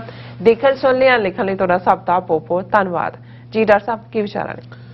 ਦੇਖੋ, ਸਾਡਾ ਜੰਮੂ ਕਸ਼ਮੀਰ ਦੇ ਮੁੱਦੇ ਦੇ ਉੱਤੇ ਹਮੇਸ਼ਾ ਹੀ ਧਿਆਨ ਵੀ ਰਹਿੰਦਾ ਹੈ ਔਰ ਅਸੀਂ ਇਹ ਮਹਿਸੂਸ ਕਰਦੇ ਹਾਂ ਕਿ ਜਿਸ ਬਹਾਦਰੀ ਦੇ ਨਾਲ ਕਸ਼ਮੀਰੀ ਪਿਛਲੇ 75 ਸਾਲਾਂ ਚੋਂ ਇਨ ਪਾਰਟਿਕੂਲਰ ਔਰ ਪਿਛਲੇ ਆਲਮੋਸਟ 1999 ਤੋਂ ਬਾਅਦ ਜਦੋਂ ਕਿ ਉੱਥੇ ਹਥਿਆਰਬੰਦ ਸੰਘਰਸ਼ ਸ਼ੁਰੂ ਹੁੰਦਾ ਹੈ, ਜਿਸ ਬਹਾਦਰੀ ਨਾਲ ਟਾਕਰਾ ਕਰ ਰਹੇ ਨੇ ਔਰ 5 ਅਗਸਤ 2019 ਨੂੰ ਜਦੋਂ ਜੰਮੂ ਕਸ਼ਮੀਰ ਚੋਂ ਆਰਟੀਕਲ 370 ਖਤਮ ਕੀਤਾ ਗਿਆ, ਉਹਦਾ ਸਟੇਟ ਦਾ ਰੁਤਬਾ ਹੀ ਖਤਮ ਕਰਕੇ ਯੂਨੀਅਨ ਟੈਰੀਟਰੀ ਬਣਾ ਦਿੱਤਾ ਗਿਆ ਔਰ 1 ਮਿਲੀਅਨ ਫੌਜ ਉੱਥੇ ਲਗਾਤਾਰਤਾ ਨਾਲ ਰੋਜ਼ਾਨਾ ਕਸ਼ਮੀਰੀ ਨੌਜਵਾਨਾਂ ਦਾ ਸ਼ਿਕਾਰ ਕਰ ਰਹੀ ਹੈ। ਉਹਨਾਂ ਦੇ ਹਿਊਮਨ ਰਾਈਟਸ ਐਕਟਿਵਿਸਟ, ਉਹਨਾਂ ਦੇ ਜਰਨਲਿਸਟ, ਉਹਨਾਂ ਦੇ ਸਟੂਡੈਂਟਸ ਕਿਸੇ ਨੂੰ ਵੀ ਕਿਸੇ ਬਹਾਨੇ ਦੇ ਨਾਲ UAPA ਦੇ ਥੱਲੇ ਔਰ ਦੂਸਰਾ ਜਿਹੜਾ ਪਬਲਿਕ ਸੇਫਟੀ ਐਕਟ ਦੇ ਥੱਲੇ ਜੇਲ੍ਹਾਂ 'ਚ ਡੱਕਿਆ ਹੋਇਆ ਔਰ ਜੰਮੂ ਕਸ਼ਮੀਰ ਦੇ ਇਸ ਕਨਸਟੀਟਿਊਸ਼ਨਲ ਜਿਹੜਾ ਉਹਨਾਂ ਨੇ ਐਬਰੋਗੇਸ਼ਨ ਕੀਤੀ ਆਰਟੀਕਲ 370 ਦੀ, ਇਹਨੂੰ ਲੈ ਕੇ 100 ਤੋਂ ਜ਼ਿਆਦਾ ਪੈਟੀਸ਼ਨ ਸੁਪਰੀਮ ਕੋਰਟ 'ਚ ਕਿ ਭਾਈ ਘੱਟੋ ਘੱਟ ਸੁਪਰੀਮ ਕੋਰਟ ਦੇਖੇ ਕਿ ਜਿਹੜਾ ਇਹਨਾਂ ਨੇ ਫੈਸਲਾ ਲਿਆ ਇਹਦੀ ਕਨਸਟੀਟਿਊਸ਼ਨੈਲਿਟੀ ਕੀ ਹੈ।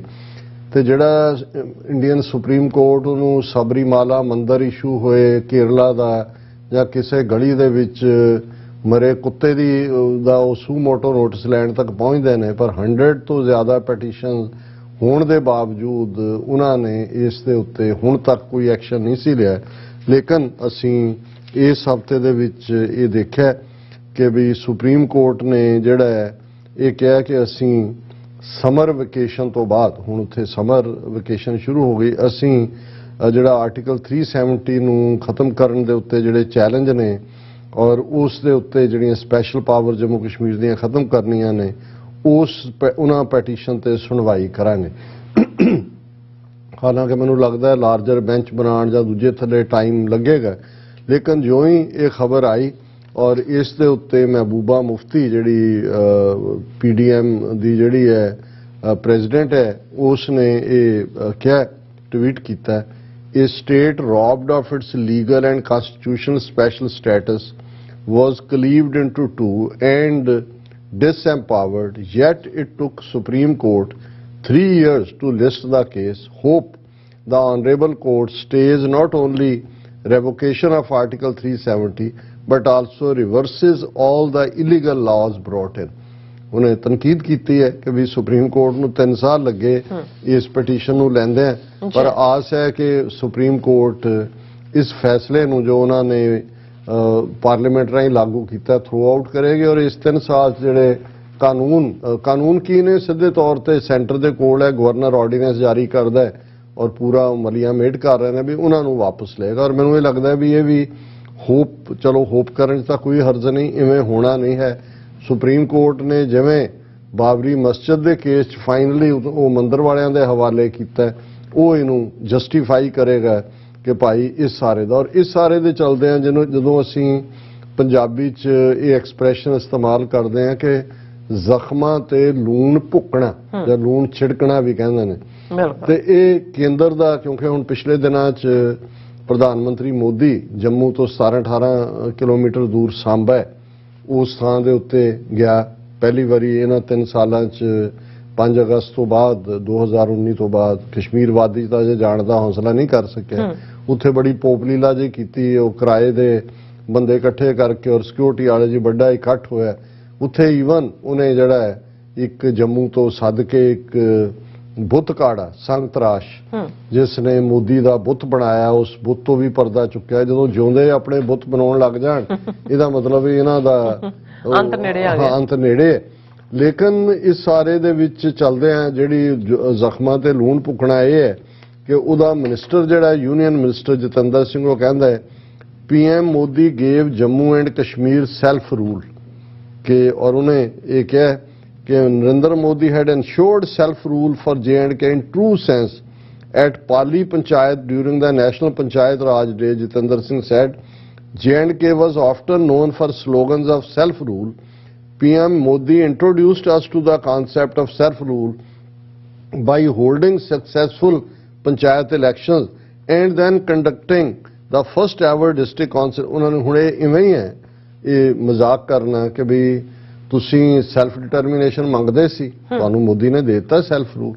ਇਹ ਬਿਲਕੁਲ ਉਹੀ ਹੈ ਜਦੋਂ ਜੂਨ 84 ਚ ਟੈਂਕਾਂ ਤੋਪਾਂ ਨਾਲ ਦਰਬਾਰ ਸਾਹਿਬ ਤੇ ਹਮਲਾ ਅਕਾਲ ਤਖਤ ਢਾਹ ਦਿੱਤਾ ਜਾਂਦਾ ਹੈ ਤੇ ਪਾਰਲੀਮੈਂਟ ਦੇ ਗਲਿਆਰਿਆਂ ਦੇ ਵਿੱਚ ਇਹ ਗੱਲ ਕਹਿੰਦੇ ਨੇ ਇਹਨਾਂ ਦੇ MP ਕਿ ਸਿੱਖ ਤਾਂ ਰੋਜ਼ ਪੜ੍ਹਦੇ ਸੀ ਰਾਜ ਕਰੇਗਾ ਖਾਲਸਾ, ਐਸੇ ਇਹਨਾਂ ਨੂੰ ਮਾਰ ਮਾਰੀ ਹੈ ਕਿ ਯਾਦ ਕਰੇਗਾ ਖਾਲਸਾ। ਹੁਣ ਇਹੀ ਐਗਜ਼ੈਕਟਲੀ ਉਹ ਇਹ ਕਹਿ ਰਹੇ ਨੇ ਕਿ ਜੀ ਕਸ਼ਮੀਰ ਦੇ ਲੋਕ ਤਾਂ ਸੈਲਫ ਡਿਟਰਮੀਨੇਸ਼ਨ ਮੰਗਦੇ ਸੀ, ਮੋਦੀ ਜੀ ਨੇ ਸੈਲਫ ਰੂਲ ਦੇ ਦਿੱਤਾ। ਔਰ ਉਹਨਾਂ ਦਾ ਮਿਨਿਸਟਰ ਕਹਿ ਰਿਹਾ ਜਦੋਂ ਕਿ 1 ਮਿਲੀਅਨ ਫੌਜ ਕਸ਼ਮੀਰ ਵਾਦੀ 'ਚ ਕੀ ਕਰ ਰਹੀ ਹੈ, ਇਹ ਕਿਸੇ ਤੋਂ ਕੋਈ ਲੁਕਿਆ ਛਿਪਿਆ ਜਾਂ ਢੱਕੀ ਗੱਲ ਨਹੀਂ।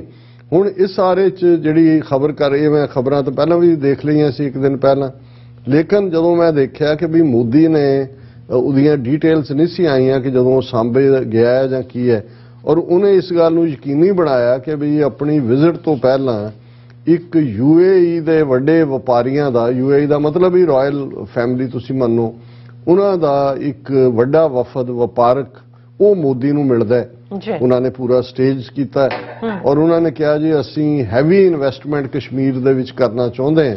ਔਰ ਜਿਹੜੀ ਖਬਰ ਉਹਨਾਂ ਨੇ ਫਿਰ ਕੱਢੀ, Prime Minister meets UAE delegations, एक नहीं multiple delegations, says investment proposal in Jammu and Kashmir reached rupees 38,000 crore कि ये UAE ਦੀਆਂ ਜਿਹੜੀਆਂ ਡੈਲੀਗੇਸ਼ਨ ਵਾਲੀਆਂ ਫਰਮਾਂ ਮਿਲੀਆਂ ਨੇ ਇਨਵੈਸਟ ਕਰਨ ਲਈ, ਉਹ 38,000 ਕਰੋੜ ਜਿਹੜਾ ਜੰਮੂ ਕਸ਼ਮੀਰ 'ਚ ਇਨਵੈਸਟ ਕਰਨਗੀਆਂ।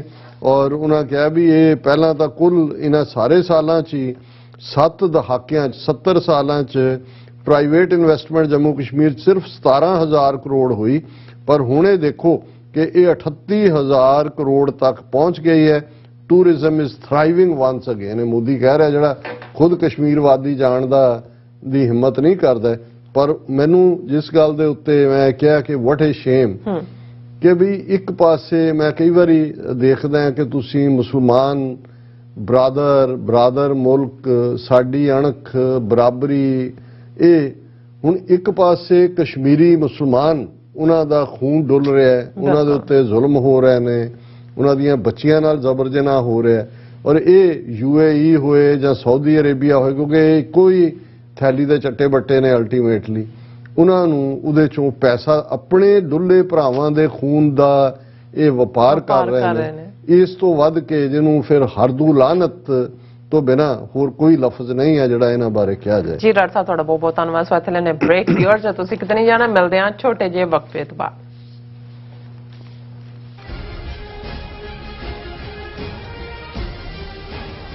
ਕੀ ਤੁਹਾਨੂੰ 30, 40 ਜਾਂ 50 ਦਿਨ ਵੇਟ ਕਰਨੀ ਪੈ ਰਹੀ ਹੈ ਤੁਹਾਡੇ ਚੈੱਕ ਲਈ? ਫਿਰ ਬ੍ਰੋਕਰਾਂ ਪਿੱਛੇ ਭੱਜਦੇ ਫਿਰਦੇ ਹੋ ਪੈਸੇ ਲਈ। ਬਹੁਤ ਜ਼ਿਆਦਾ ਟਾਈਮ ਵੇਸਟ ਹੋ ਜਾਂਦਾ ਇਦਾਂ ਤਾਂ। ਜੇ ਤੁਸੀਂ ਅੱਜ ਹੀ ਪੈਸੇ ਲੈਣੇ ਤਾਂ ਬਾਬਟੇਲ ਨੂੰ ਕਾਲ ਕਰੋ। ਬਾਬਟੇਲ ਤੁਹਾਡੀਆਂ ਇਨਵੌਇਸਸ ਸੇਮ ਡੇ ਫੰਡ ਕਰ ਸਕਦੇ ਹਨ for a small fee, no contract, no reserve and no hidden fees। ਅੱਜ ਹੀ ਕਾਲ ਕਰੋ ਬਾਬਟੇਲ ਨੂੰ ਤੇ ਤੁਹਾਡਾ ਪਹਿਲਾ ਮਹੀਨਾ ਫ੍ਰੀ। 410 204 2084 ਅਗੇਨ 410 204 2084।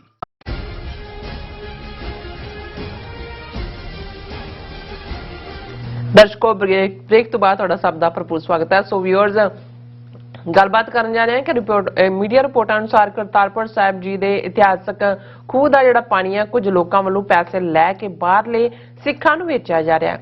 ਇਹ ਸ਼ਰਮਨਾਕ ਹਰਕਤ ਬੰਦ ਹੋਣੀ ਚਾਹੀਦੀ ਹੈ। ਇਸ ਬਾਰੇ ਆਪਾਂ ਗੱਲਬਾਤ ਕਰਨ ਜਾ ਰਹੇ ਹਾਂ ਔਰ ਨਾਲ ਹੀ ਰੂਹ ਦੀ ਖੁਰਾਕ ਗੁਰਬਾਣੀ ਉਚਾਰਨ ਦੀ ਸਾਂਝ ਪਾਈ ਜਾਏਗੀ। ਸੋ ਅਸੀਂ ਚਾਹਾਂਗੇ ਕਿ ਤੁਸੀਂ ਇਸੇ ਤਰ੍ਹਾਂ ਬਣੇ ਰਹਿਣਾ। ਦੇਖਣ ਸੁਣ ਲਿਆ ਲਿਖਣ ਲਈ ਤੁਹਾਡਾ ਸਭ ਦਾ ਬਹੁਤ ਬਹੁਤ ਸ਼ੁਕਰੀਆ ਜੀ। ਡਾਕਟਰ ਸਾਹਿਬ ਕੀ ਕਹਿਣਾ ਚਾਹੋਗੇ?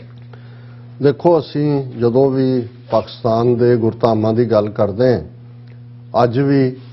ਅੱਜ ਦੀ ਆਵਾਜ਼ ਰੇਡੀਓ ਪ੍ਰੋਗਰਾਮ ਦੇ ਆਪਣੇ ਆਲਮੋਸਟ 1 ਘੰਟੇ ਦੇ ਇੰਟਰਵਿਊ 'ਚ ਮੈਂ ਇਹ ਗੱਲ ਕਹੀ ਸੀ, ਜਦੋਂ ਅਸੀਂ ਪਾਕਿਸਤਾਨ ਦੇ ਵਿੱਚ ਕੁਝ ਵੀ ਅਣਸੁਖਾਵਾਂ ਵਾਪਰਦਾ ਹੈ ਉਸ ਲਈ ਫਿਕਰਮੰਦੀ ਦਾ ਇਜ਼ਹਾਰ ਕਰਦੇ ਹਾਂ, ਪਾਕਿਸਤਾਨ ਦੇ ਆਵਾਮ, ਪਾਕਿਸਤਾਨ ਦੀ ਸਟੇਟ ਨਾਲ ਯਕਜਹਿਤੀ ਦਾ ਇਜ਼ਹਾਰ ਕਰਦੇ ਹਾਂ। ਤੇ ਇੱਕ ਸਟੇਟਮੈਂਟ ਮੈਂ ਆਫਟਨ ਆਮ ਤੌਰ ਤੇ ਦਿੰਦਾ ਕਿ ਪਾਕਿਸਤਾਨ 'ਚ ਰਹਿਣ ਵਾਲੇ ਪਾਕਿਸਤਾਨੀਆਂ ਲਈ ਉਹ ਮੁਲਕ ਹੈ, ਉਹਨਾਂ ਦਾ ਵਤਨ ਹੈ, ਪਰ ਉਹਨਾਂ ਦੀ ਪਾਕ ਧਰਤੀ ਨਹੀਂ ਹੈ, ਮੁਕੱਦਸ ਨਹੀਂ ਹੈ। ਉਹਨਾਂ ਦੇ ਲਈ ਮੁਕੱਦਸ ਸਾਊਦੀ ਅਰੇਬੀਆ ਦੀ ਧਰਤੀ ਹੈ, ਜਿੱਥੇ ਕਿ ਮੱਕਾ ਤੇ ਮਦੀਨਾ ਨੇ।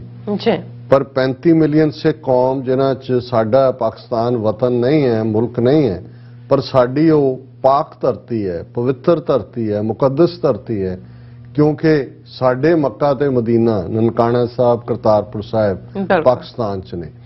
ਔਰ ਇਸ ਵੀ ਕੋਈ ਦੋ ਰਾਵਾਂ ਨਹੀਂ ਨੇ ਕਿ ਜਦੋਂ ਤੋਂ ਪਾਕਿਸਤਾਨ ਸਿੱਖ ਗੁਰਦੁਆਰਾ ਪ੍ਰਬੰਧਕ ਕਮੇਟੀ ਹੋਂਦ 'ਚ ਆਈ 1998-99 ਦੇ ਪੀਰੀਅਡ 'ਚ ਔਰ ਹੁਣ ਤੱਕ ਪਾਕਿਸਤਾਨ ਦੇ ਗੁਰਧਾਮ ਨਾ ਸਿਰਫ ਬਹੁਤ ਸਾਰੇ ਇਤਿਹਾਸਕ ਗੁਰਦੁਆਰੇ ਉਹਨਾਂ ਨੂੰ ਰੀਸਟੋਰ ਕੀਤਾ ਗਿਆ, ਉਹਨਾਂ ਦੀ ਉਸੇ ਗਲੋਰੀ 'ਚ ਗੁਰੂ ਗ੍ਰੰਥ ਸਾਹਿਬ ਦੇ ਪ੍ਰਕਾਸ਼ ਨੇ, ਕੁਝ ਜਿਹੜੇ ਨਾਜਾਇਜ਼ ਕਬਜ਼ੇ ਉਹਨਾਂ ਤੇ ਸੀ ਉਹਨਾਂ ਨੂੰ ਪਾਕਿਸਤਾਨ ਇਵੈਕੂਏਸ ਟਰਸਟ ਪ੍ਰਾਪਰਟੀ ਬੋਰਡ ਨੇ ਪਾਕਿਸਤਾਨ ਸਿੱਖ ਗੁਰਦੁਆਰਾ ਪ੍ਰਬੰਧਕ ਕਮੇਟੀ ਦੇ ਸਹਿਯੋਗ ਨਾਲ ਉਹਨਾਂ ਨੂੰ ਛੁਡਵਾਇਆ। ਅਦਾਲਤੀ ਕਾਰਵਾਈਆਂ ਔਰ ਪਾਕਿਸਤਾਨ ਦੀਆਂ ਅਦਾਲਤਾਂ ਨੇ ਵੀ ਬੜਾ ਜਿਹੜਾ ਫੇਵਰੇਬਲ ਲਾਈਨ ਰਹੀ ਕਿ ਭਾਈ ਇਹ ਮਜ਼ਹਬੀ ਥਾਵਾਂ, ਇਬਾਦਤ ਦੀਆਂ ਥਾਵਾਂ, ਇਹ ਕਬਜ਼ਿਆਂ ਲਈ ਨਹੀਂ ਨੇ। ਔਰ ਇਸ ਸਾਰੇ ਦਾ ਜਿਹੜਾ ਕਲਾਈਮੈਕਸ ਸੀ ਉਹ 9 ਨਵੰਬਰ 2019 ਨੂੰ ਕਰਤਾਰਪੁਰ ਸਾਹਿਬ, ਜਿਹੜਾ ਜਿੱਥੇ ਗੁਰੂ ਨਾਨਕ ਸਾਹਿਬ ਨੇ ਆਪਣੇ ਜ਼ਿੰਦਗੀ ਦੇ ਅਖੀਰਲੇ 18 ਸਾਲ ਗੁਜ਼ਾਰੇ, ਉਸ ਸ਼ਹਿਰ ਨੂੰ, ਪਿੰਡ ਨੂੰ ਫਾਊਂਡ ਵੀ ਕੀਤਾ ਉਹਨਾਂ ਨੇ, ਉਸ ਦੇ ਉੱਤੇ ਜਿਹੜਾ ਹੈ ਉਹ ਖੇਤੀਬਾੜੀ ਕੀਤੀ। ਔਰ ਉਹ ਧਰਤੀ ਜਿਸ ਦਾ ਕਣ-ਕਣ, ਜਿਸ 'ਚ ਬਾਬੇ ਨਾਨਕ ਦਾ ਮੁੜਕਾ, ਉਸ ਦੀ ਖੁਸ਼ਬੂ ਤੁਸੀਂ ਦੇਖ ਸਕਦੇ ਹੋ। ਔਰ ਇਹ ਜਦੋਂ ਇਸ ਇੰਨੇ ਵੱਡੇ ਕੰਪਲੈਕਸ ਦੀ ਉਸਾਰੀ ਪਾਕਿਸਤਾਨ ਦੀ ਹਕੂਮਤ ਵੱਲੋਂ ਹੋ ਰਹੀ ਸੀ ਤੇ ਉਦੋਂ ਹੀ ਅਚਾਨਕ, ਕਿਉਂਕਿ ਪਹਿਲੇ ਗੁਰਦੁਆਰਾ ਸਟਰਕਚਰ ਦੇ ਵਿੱਚ ਇਹ ਨਹੀਂ ਸੀ ਕਿ ਭਾਈ ਖੂਹ ਉੱਥੇ ਕੋਈ ਮੌਜੂਦ ਹੈ, ਜਾਂ ਕਿਉਂਕਿ ਜ਼ਾਹਰ ਹੈ ਉਹਨਾਂ ਜ਼ਮਾਨਿਆਂ 'ਚ ਖੇਤੀਬਾੜੀ ਲਈ ਖੂਹ ਤਾਂ ਸੀ, ਉਸ ਤੋਂ ਬਿਨਾਂ ਤਾਂ ਖੇਤੀਬਾੜੀ ਹੁੰਦੀ ਨਹੀਂ। ਹੁਣ ਤਾਂ ਟਿਊਬਵੈਲ ਜਾਂ ਦੂਸਰੇ। ਔਰ ਇਹ ਵੀ ਇੱਕ ਕ੍ਰਿਸ਼ਮਾ ਹੀ ਸੀ ਕਿ ਵੀ ਉਹ ਖੂਹ ਵੀ ਜਿਹੜਾ ਉਸ ਜਦੋਂ ਕੰਸਟਰਕਸ਼ਨ ਚੱਲ ਰਹੀ ਸੀ, ਖੁਦਾਈ ਚੱਲ ਰਹੀ ਸੀ, ਸਾਹਮਣੇ ਆਇਆ ਔਰ ਉਸ ਦੀ ਹਿਸਟੋਰੀਸਿਟੀ ਵੀ ਪ੍ਰੂਵ ਹੋਈ।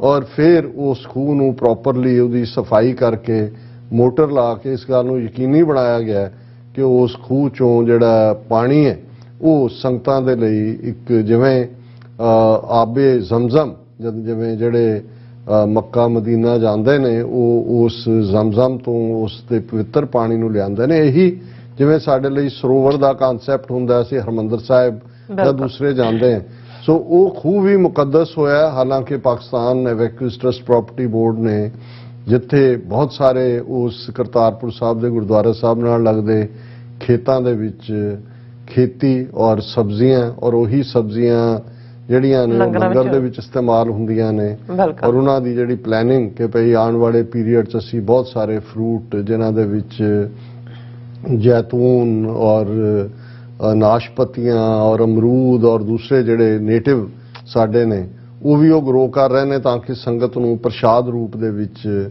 ਉਹ ਜਾਣ ਲੱਗਿਆ ਲਿਜਾ ਸਕਣ। ਅੱਛਾ। ਪਰ ਇੱਕ ਖਬਰ, ਹਾਲਾਂ ਮੈਂ ਓਰੀਜਨਲ ਖਬਰ ਨਹੀਂ ਦੇਖੀ, ਮੈਂ ਤਾਂ ਅੱਜ ਜਦੋਂ ਉਹਦੀ ਫੋਲੋਅਪ ਖਬਰ ਆਈ ਤੇ ਉਦੋਂ ਮੈਨੂੰ ਪਤਾ ਲੱਗਾ ਕਿ ਹੁਣ ਉੱਥੇ ਜਿਹੜੀਆਂ ਸੰਗਤਾਂ ਜਾਂਦੀਆਂ ਨੇ, ਜ਼ਾਹਰ ਹੈ ਕਿ ਉਹ ਖੂਹ ਦਾ ਪਵਿੱਤਰ ਪਾਣੀ ਜਿਹੜਾ ਹੈ ਉਸ ਨੂੰ ਅੰਮ੍ਰਿਤ ਦੇ ਰੂਪ ਚ ਲੈਂਦੀਆਂ, ਪਰ ਇਸ ਕਿਸਮ ਦੇ ਲੋਕ ਹਰ ਥਾਂ ਮੌਜੂਦ ਨੇ ਜਿਹੜੇ ਹਰ ਚੀਜ਼ ਨੂੰ ਵਪਾਰ ਚ ਕਨਵਰਟ ਕਰਨਾ ਚਾਹੁੰਦੇ ਨੇ। ਔਰ ਮੈਨੂੰ ਯਾਦ ਹੈ ਕਿ ਇੱਕ ਪ੍ਰੋਮੀਨੈਂਟ ਜਦੋਂ ਕਰਤਾਰਪੁਰ ਸਾਹਿਬ ਕੋਰੀਡੋਰ ਖੋਲਣ ਦੀ ਗੱਲ ਚੱਲ ਰਹੀ ਸੀ ਔਰ ਇੱਥੇ ਦੋ ਤਿੰਨ ਪ੍ਰੋਮੀਨੈਂਟ, ਇੱਕ ਯੂਕੇ ਤੋਂ ਜਿਹੜੇ ਵਜ਼ੀਰ ਵੀ ਸੀ ਇਮਰਾਨ ਖਾਨ ਹਕੂਮਤ 'ਚ, ਉਹ ਵੀ, ਔਰ ਡਾਕਟਰ ਚੀਮਾ ਵੀ ਆਏ ਹੋਏ ਸੀ, ਕੁਝ ਉਹਨਾਂ ਦੇ ਹੋਰ ਅਧਿਕਾਰੀ ਵੀ ਸੀ।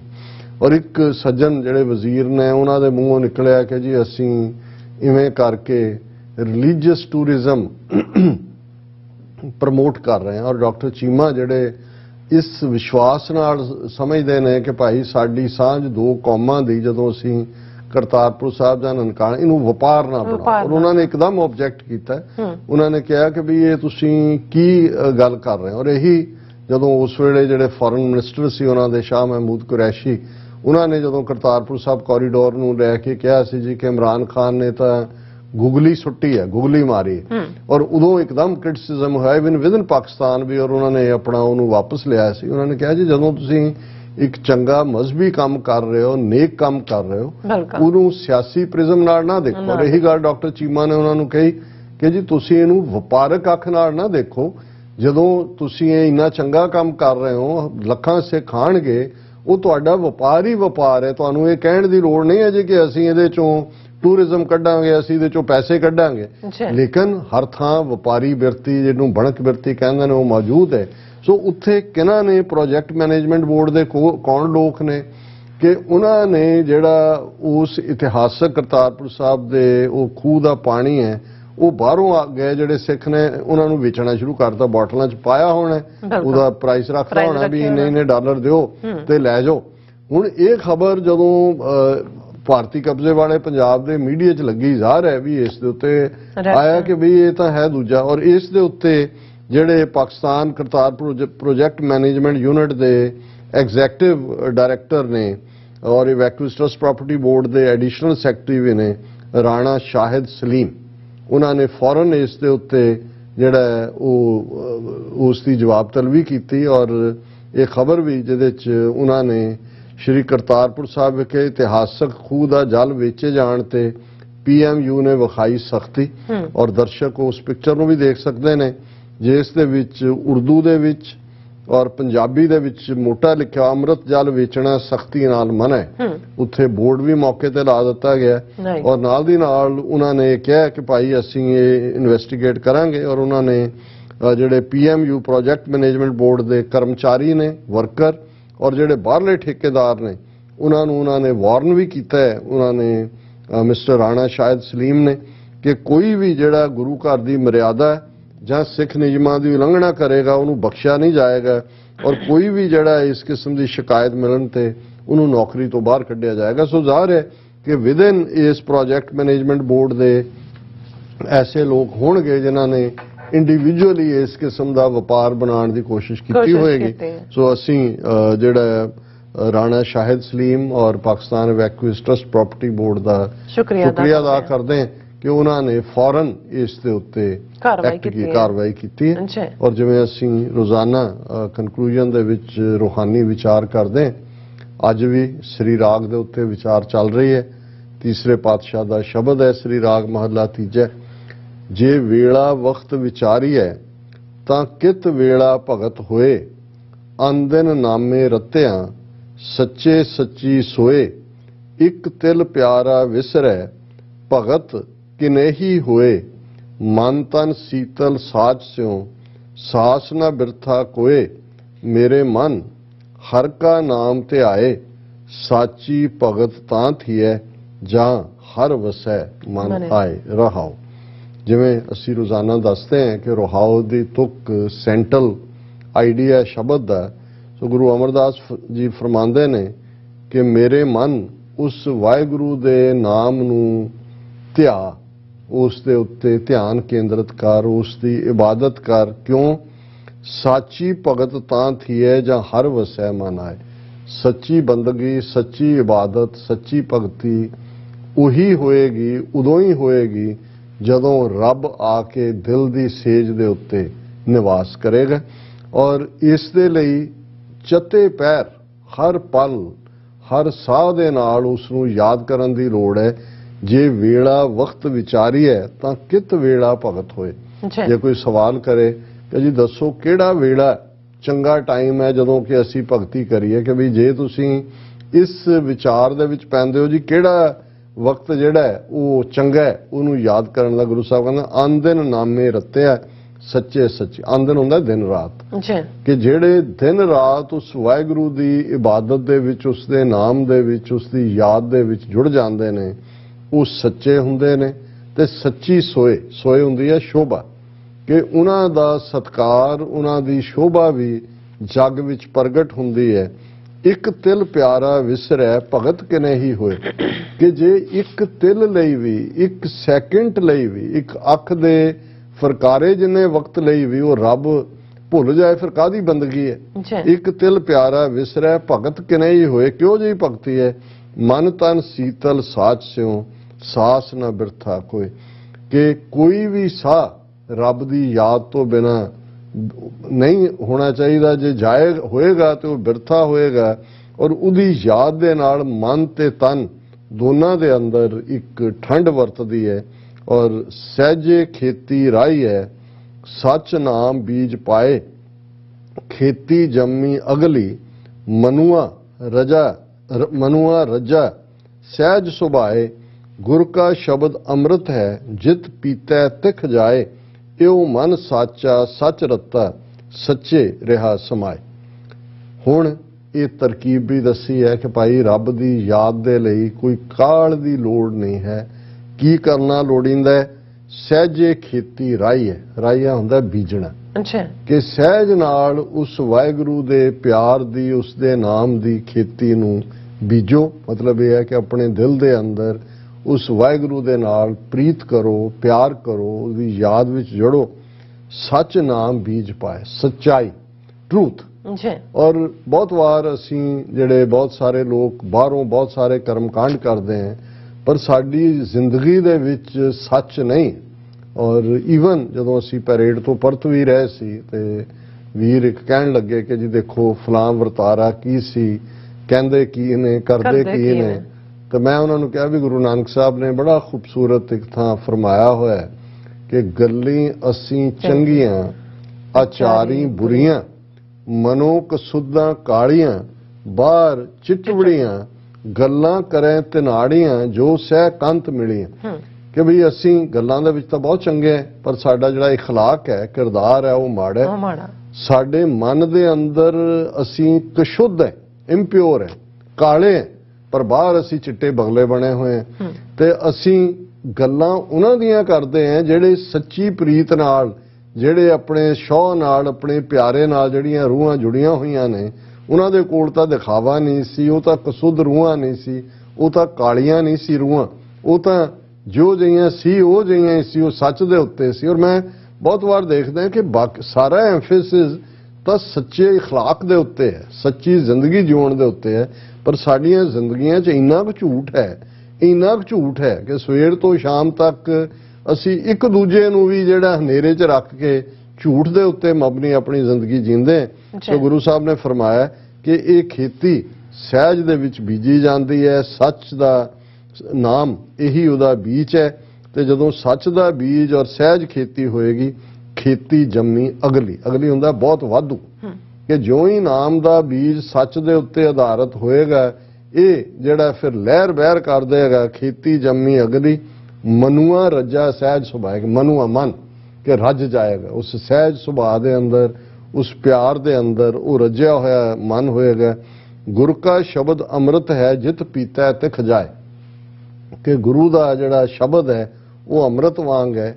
ਔਰ ਜਿਹੜੀ ਸਾਡੀ ਡਿਜ਼ਾਇਰਸ ਦੀ ਪਿਆਸ ਹੈ, ਤਿਖ ਹੈ, ਇਹ ਉਦੋਂ ਹੀ ਖਤਮ ਹੋਏਗੀ ਜਦੋਂ ਕਿ ਗੁਰੂ ਦੇ ਸ਼ਬਦ ਦਾ ਅੰਮ੍ਰਿਤ ਅਸੀਂ ਪੀਵਾਂਗੇ, ਜਿਹਦੇ ਪੀਣ ਨਾਲ ਇਹ ਤਿਖਾ, ਇਹ ਪਿਆਸ ਬੁਝਦੀ ਹੈ। ਇਹ ਉਹ ਮਨ ਸਾਚਾ ਸੱਚ ਰਤਾ ਸੱਚੇ ਰਿਹਾ ਸਮਾਏ, ਕਿ ਇਹ ਮਨ ਸੱਚਾ ਹੋਏਗਾ ਔਰ ਸੱਚ ਦੇ ਨਾਲ ਰਤਿਆ। ਅਲਟੀਮੇਟਲੀ ਸੱਚ ਦੇ ਵਿੱਚ समाएगा। ये सच दे दुआले ही सारी रूहानियत घुमदी है। आखण वेखण बोलना शब्दे रहा समाए, बाणी वजी चौं जुगी, सच्चो सच सुनाए, हौमै मेरा रह गया, सच्चा लिया मिलाए, तिन को महल हदूर है, जो सच रहे लिवलाए। कि ਜਿਹੜੇ ਸੱਚ ਨਾਲ ਜੁੜ ਜਾਂਦੇ ਨੇ, ਆਖਣ ਵੇਖਣ ਬੋਲਣਾ ਸ਼ਬਦੇ ਰਹਿ, ਉਹਨਾਂ ਦਾ ਆਖਣਾ, ਉਹਨਾਂ ਦਾ ਵੇਖਣਾ, ਉਹਨਾਂ ਦਾ ਬੋਲਣਾ ਸਭ ਕੁਝ ਉਸ ਸ਼ਬਦ ਦੀ ਕਰਾਮਾਤ ਦੇ ਨਾਲ ਸੱਚ ਦੇ ਉੱਤੇ ਮਬਨੀ ਹੋਏਗੀ। ਕਿਉਂਕਿ ਬਾਣੀ ਵੱਜੀ ਚੌਂ ਜੁਗੀ, ਸੱਚੋ ਸੱਚ ਸੁਣਾਏ। ਇਹ ਚਾਰਾਂ ਯੁਗਾਂ ਜਦੋਂ ਸ੍ਰਿਸ਼ਟੀ ਨੂੰ ਕੈਲਕੂਲੇਟ ਕੀਤਾ ਜਾਂਦਾ ਟਾਈਮ, ਉਹਨਾਂ ਨੂੰ ਯੁਗ, ਸਤਯੁਗ, ਤ੍ਰੇਤਾ, ਦੁਆਪਰ, ਕਲਯੁਗ ਕਿਹਾ ਜਾਂਦਾ ਹੈ ਕਿ ਭਾਈ ਇਹ ਚਾਰੋਂ ਯੁਗਾਂ ਦੇ ਅੰਦਰ ਹੀ ਇਹ ਸੱਚ ਦੀ ਆਵਾਜ਼, ਸੱਚ ਦਾ ਸ਼ਬਦ ਬੁਲੰਦ ਰਿਹਾ। ਹਉਮੈ ਮੇਰਾ ਰਹਿ ਗਿਆ, ਸੱਚੇ ਲਿਆ ਮਿਲਾਏ। ਜਦੋਂ ਸੱਚ ਦੇ ਵੱਲ ਅਸੀਂ ਤੁਰੇ, ਸੱਚੇ ਵਾਹਿਗੁਰੂ ਨੇ ਆਪਣੇ ਨਾਲ ਮਿਲਾ ਲਿਆ, ਮੇਰੇ ਅੰਦਰੋਂ ਹਉਮੈ ਦੀ ਮੈਲ ਖਤਮ ਹੋ ਗਈ, ਹਉਮੈ ਨਿਕਲ ਗਿਆ। ਤਿੰਨ ਕੋ ਮਹਿਲ ਹਦੂਰ ਹੈ, ਜੋ ਸੱਚ ਰਹੇ ਲਿਵਲਾਏ। ਜਿਨ੍ਹਾਂ ਨੇ ਸੱਚ ਦੇ ਨਾਲ ਲਿਵ ਲਾਈ, ਉਹਨਾਂ ਨੂੰ ਵਾਹਿਗੁਰੂ ਦੀ ਹਜ਼ੂਰੀ, ਵਾਹਿਗੁਰੂ ਦਾ ਮਹਿਲ, ਕੁਰਬਤ ਹਾਸਲ ਹੋਈ। ਅਖੀਰ 'ਚ ਤੀਸਰੇ ਨਾਨਕ ਗੁਰੂ ਅਮਰਦਾਸ ਫਰਮਾਉਂਦੇ ਨੇ, ਨਦਰੀ ਨਾਮ ਧਿਆਈ ਹੈ, ਵਿਣ ਕਰਮਾਂ ਪਾਇਆ ਨਾ ਜਾਏ, ਪੂਰੇ ਭਾਗ ਸਤਸੰਗਤ ਲਹੈ, ਸਤਿਗੁਰ ਭੇਟੈ ਜਿਸ ਆਏ, ਅੰਦਨ ਨਾਮੇ ਰਤਿਆ, ਦੁੱਖ ਵਿਖਿਆ ਵਿੱਚੋਂ ਜਾਏ, ਨਾਨਕ ਸ਼ਬਦ ਮਿਲਾਵੜਾ, ਨਾਮੇ ਨਾਮ ਸਮਾਏ। ਨਦਰੀ ਨਾਮ ਧਿਆਈ ਹੈ। ਹਮੇਸ਼ਾ ਤੁਸੀਂ ਜਿਹੜਾ ਗੁਰਮਤ ਦਾ ਸਿਧਾਂਤ ਹੈ ਕਿ ਤੁਹਾਡਾ ਨਿੱਜੀ ਐਫਰਟ ਜ਼ਰੂਰੀ ਨਹੀਂ ਫਲ ਦੇ, ਫਲ ਉਦੋਂ ਹੀ ਲੱਗੇਗਾ ਜਦੋਂ ਨਿਰੰਕਾਰ ਦੀ, ਰੱਬ ਦੀ ਨਜ਼ਰ ਹੋਏਗੀ, ਉਹਦਾ ਕਰਮ ਹੋਏਗਾ, ਉਹਦੀ ਬਖਸ਼ਿਸ਼ ਹੋਏਗੀ, ਉਹਦੀ ਰਹਿਮਤ ਹੋਏਗੀ। ਨਦਰੀ ਨਾਮ ਤੇ ਆਈ, ਇਹ ਦੱਸ ਕੇ ਕਿ ਭਾਈ ਨਾਮ ਦੇ ਨਾਲ ਹੀ ਸਾਰੇ ਸੁੱਖ ਜੁੜੇ ਹੋਏ ਨੇ, ਹਉਮੈ ਨਿਕਲਦੀ ਹੈ, ਡਿਜ਼ਾਇਰਸ ਦੀ ਪਿਆਸ ਖਤਮ ਹੁੰਦੀ ਹੈ। ਪਰ ਜੇ ਨਿਰੰਕਾਰ ਦੀ ਨਜ਼ਰ ਹੋਏ ਫੇਰ ਹੀ ਨਾਮ ਤੇ ਆਇਆ ਜਾ ਸਕਦਾ। ਵਿਣ ਕਰਮਾਂ ਪਾਇਆ ਨਾ ਜਾਏ, ਕਰਮ ਵੀ ਫਾਰਸੀ ਦਾ ਬਖਸ਼ਿਸ਼, ਕਿ ਬਿਨਾਂ ਉਸ ਰੱਬ ਦੀ ਬਖਸ਼ਿਸ਼ ਦੇ ਤੁਸੀਂ ਨਾਮ ਨੂੰ ਪ੍ਰਾਪਤ ਨਹੀਂ ਕਰ ਸਕਦੇ।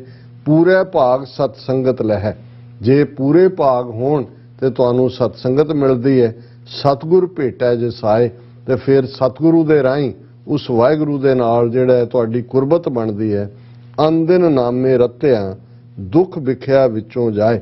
ਤੇ ਜੇ ਸਤਿਗੁਰੂ ਦੀ ਰਹਿਮਤ ਦੇ ਨਾਲ, ਅਕਾਲ ਪੁਰਖ ਦੀ ਨਜ਼ਰ ਦੇ ਨਾਲ ਇਹ ਮੇਲ ਹੁੰਦਾ ਤੇ ਫਿਰ ਤੁਸੀਂ ਅਨ ਦਿਨ ਨਾਮੇ ਰਤਿਆ, ਦਿਨ ਰਾਤ ਉਸ ਨਾਮ ਦੇ ਵਿੱਚ ਰਤੀਆਂ ਉਹ ਰੂਹਾਂ, ਦੁੱਖ ਵਿਖਿਆ ਵਿੱਚੋਂ ਜਾਏ। ਅੰਦਰੋਂ ਵਿਕਾਰਾਂ ਦਾ ਜ਼ਹਿਰ, ਵਿਖਿਆ ਜ਼ਹਿਰ ਨੂੰ ਕਹਿੰਦੇ ਨੇ, ਜਿਹੜੇ ਵਿਕਾਰਾਂ ਦਾ ਜ਼ਹਿਰ ਦੁੱਖ ਦਾ ਕਾਰਨ ਹੈ। ਜਦੋਂ ਵਿਕਾਰ ਮਰ ਜਾਂਦੇ ਨੇ, ਦੁੱਖ ਖਤਮ ਹੋ ਜਾਂਦਾ, ਔਰ ਇਹੀ ਹੁੰਦਾ ਆਨੰਦ ਪਿਆ ਮੇਰੀ ਮਾਏ ਸਤਿਗੁਰ, ਉਹ ਆਨੰਦ ਹੀ ਆਨੰਦ ਹੁੰਦਾ। ਦੁੱਖ ਵਿਖਿਆ ਵਿੱਚੋਂ ਜਾਏ, ਨਾਨਕ ਸ਼ਬਦ ਮਿਲਾਵੜਾ, ਨਾਮੇ ਨਾਮ ਸਮਾਏ। ਤੀਸਰੇ ਨਾਨਕ ਫਰਮਾਉਂਦੇ ਨੇ ਕਿ ਭਾਈ ਫੇਰ ਸ਼ਬਦ ਦੇ ਨਾਲ ਮਿਲਾਪ ਹੋ ਜਾਂਦਾ ਹੈ ਤੇ ਇਹੋ ਜਿਹੀਆਂ ਰੂਹਾਂ ਅਲਟੀਮੇਟਲੀ ਵਾਹਿਗੁਰੂ ਦੇ ਨਾਮ ਵਿੱਚ ਹੀ ਸਮਾ ਜਾਂਦੀਆਂ ਨੇ। ਜਿਉਂ ਜੋਤੀ ਸੰਗ ਜੋਤ ਸਮਾਨਾ, ਜਿਉਂ ਜਲ ਮੈਂ ਜਲ ਆਏ ਖਟਾਨਾ, ਤਿਉਂ ਜੋਤੀ ਸੰਗ ਜੋਤ ਸਮਾਨਾ। ਔਰ ਇਹੀ ਅਲਟੀਮੇਟਲੀ ਰੱਬ ਨਾਲ ਮਿਲਾਪ ਹੁੰਦਾ। ਜੀ ਡਾਕਟਰ ਸਾਹਿਬ, ਤੁਹਾਡਾ ਬਹੁਤ ਬਹੁਤ ਸ਼ੁਕਰੀਆ। ਤੁਸੀਂ ਅੱਜ ਦੇ ਅਹਿਮ ਇਸ਼ੂ ਤੇ ਅੱਜ ਦਾ ਵਿਚਾਰ ਸਾਡੇ ਦਰਸ਼ਕਾਂ ਨਾਲ ਸਾਂਝਾ ਕੀਤਾ। ਸੋ ਇਸ ਨਾਲ ਆਪਣੇ ਵਿਊਅਰਸ ਕੋਲ ਲੈਣੇ ਇਜਾਜ਼ਤ। ਵਿਊਅਰਸ, ਸਾਡੇ ਪ੍ਰੋਗਰਾਮ ਦਾ ਸਮਾਂ ਇੱਥੇ ਸਮਾਪਤ ਹੁੰਦਾ। ਤੁਸੀਂ ਆਪਣੀ ਰਾਏ ਤੇ ਸੁਝਾਅ ਸਾਨੂੰ ਭੇਜਣਾ ਭੁੱਲਣਾ ਸਾਡੇ ਇਸ ਪਤੇ ਤੇ sos@tv84.tv ਤੇ ਅਸੀਂ ਆਪਣਾ ਪ੍ਰੋਗਰਾਮ ਲੈ ਕੇ ਫਿਰ ਦੁਬਾਰਾ ਤੁਹਾਡੇ ਸਾਹਮਣੇ ਹੋਵਾਂਗੇ। ਤਦ ਤੱਕ ਲਈ ਮੈਨੂੰ ਤੇ ਆਪਣਾ ਸੁਣਾ ਗਿਆ ਦੋ ਦੇਖਦੇ ਰਹੋ TV84। ਬੁਲਾ ਦਿਓ ਫਤਿਹ। ਵਾਹਿਗੁਰੂ ਜੀ ਕਾ ਖਾਲਸਾ, ਵਾਹਿਗੁਰੂ ਜੀ ਕੀ ਫਤਿਹ। ਰੱਬ ਰਾਖਾ।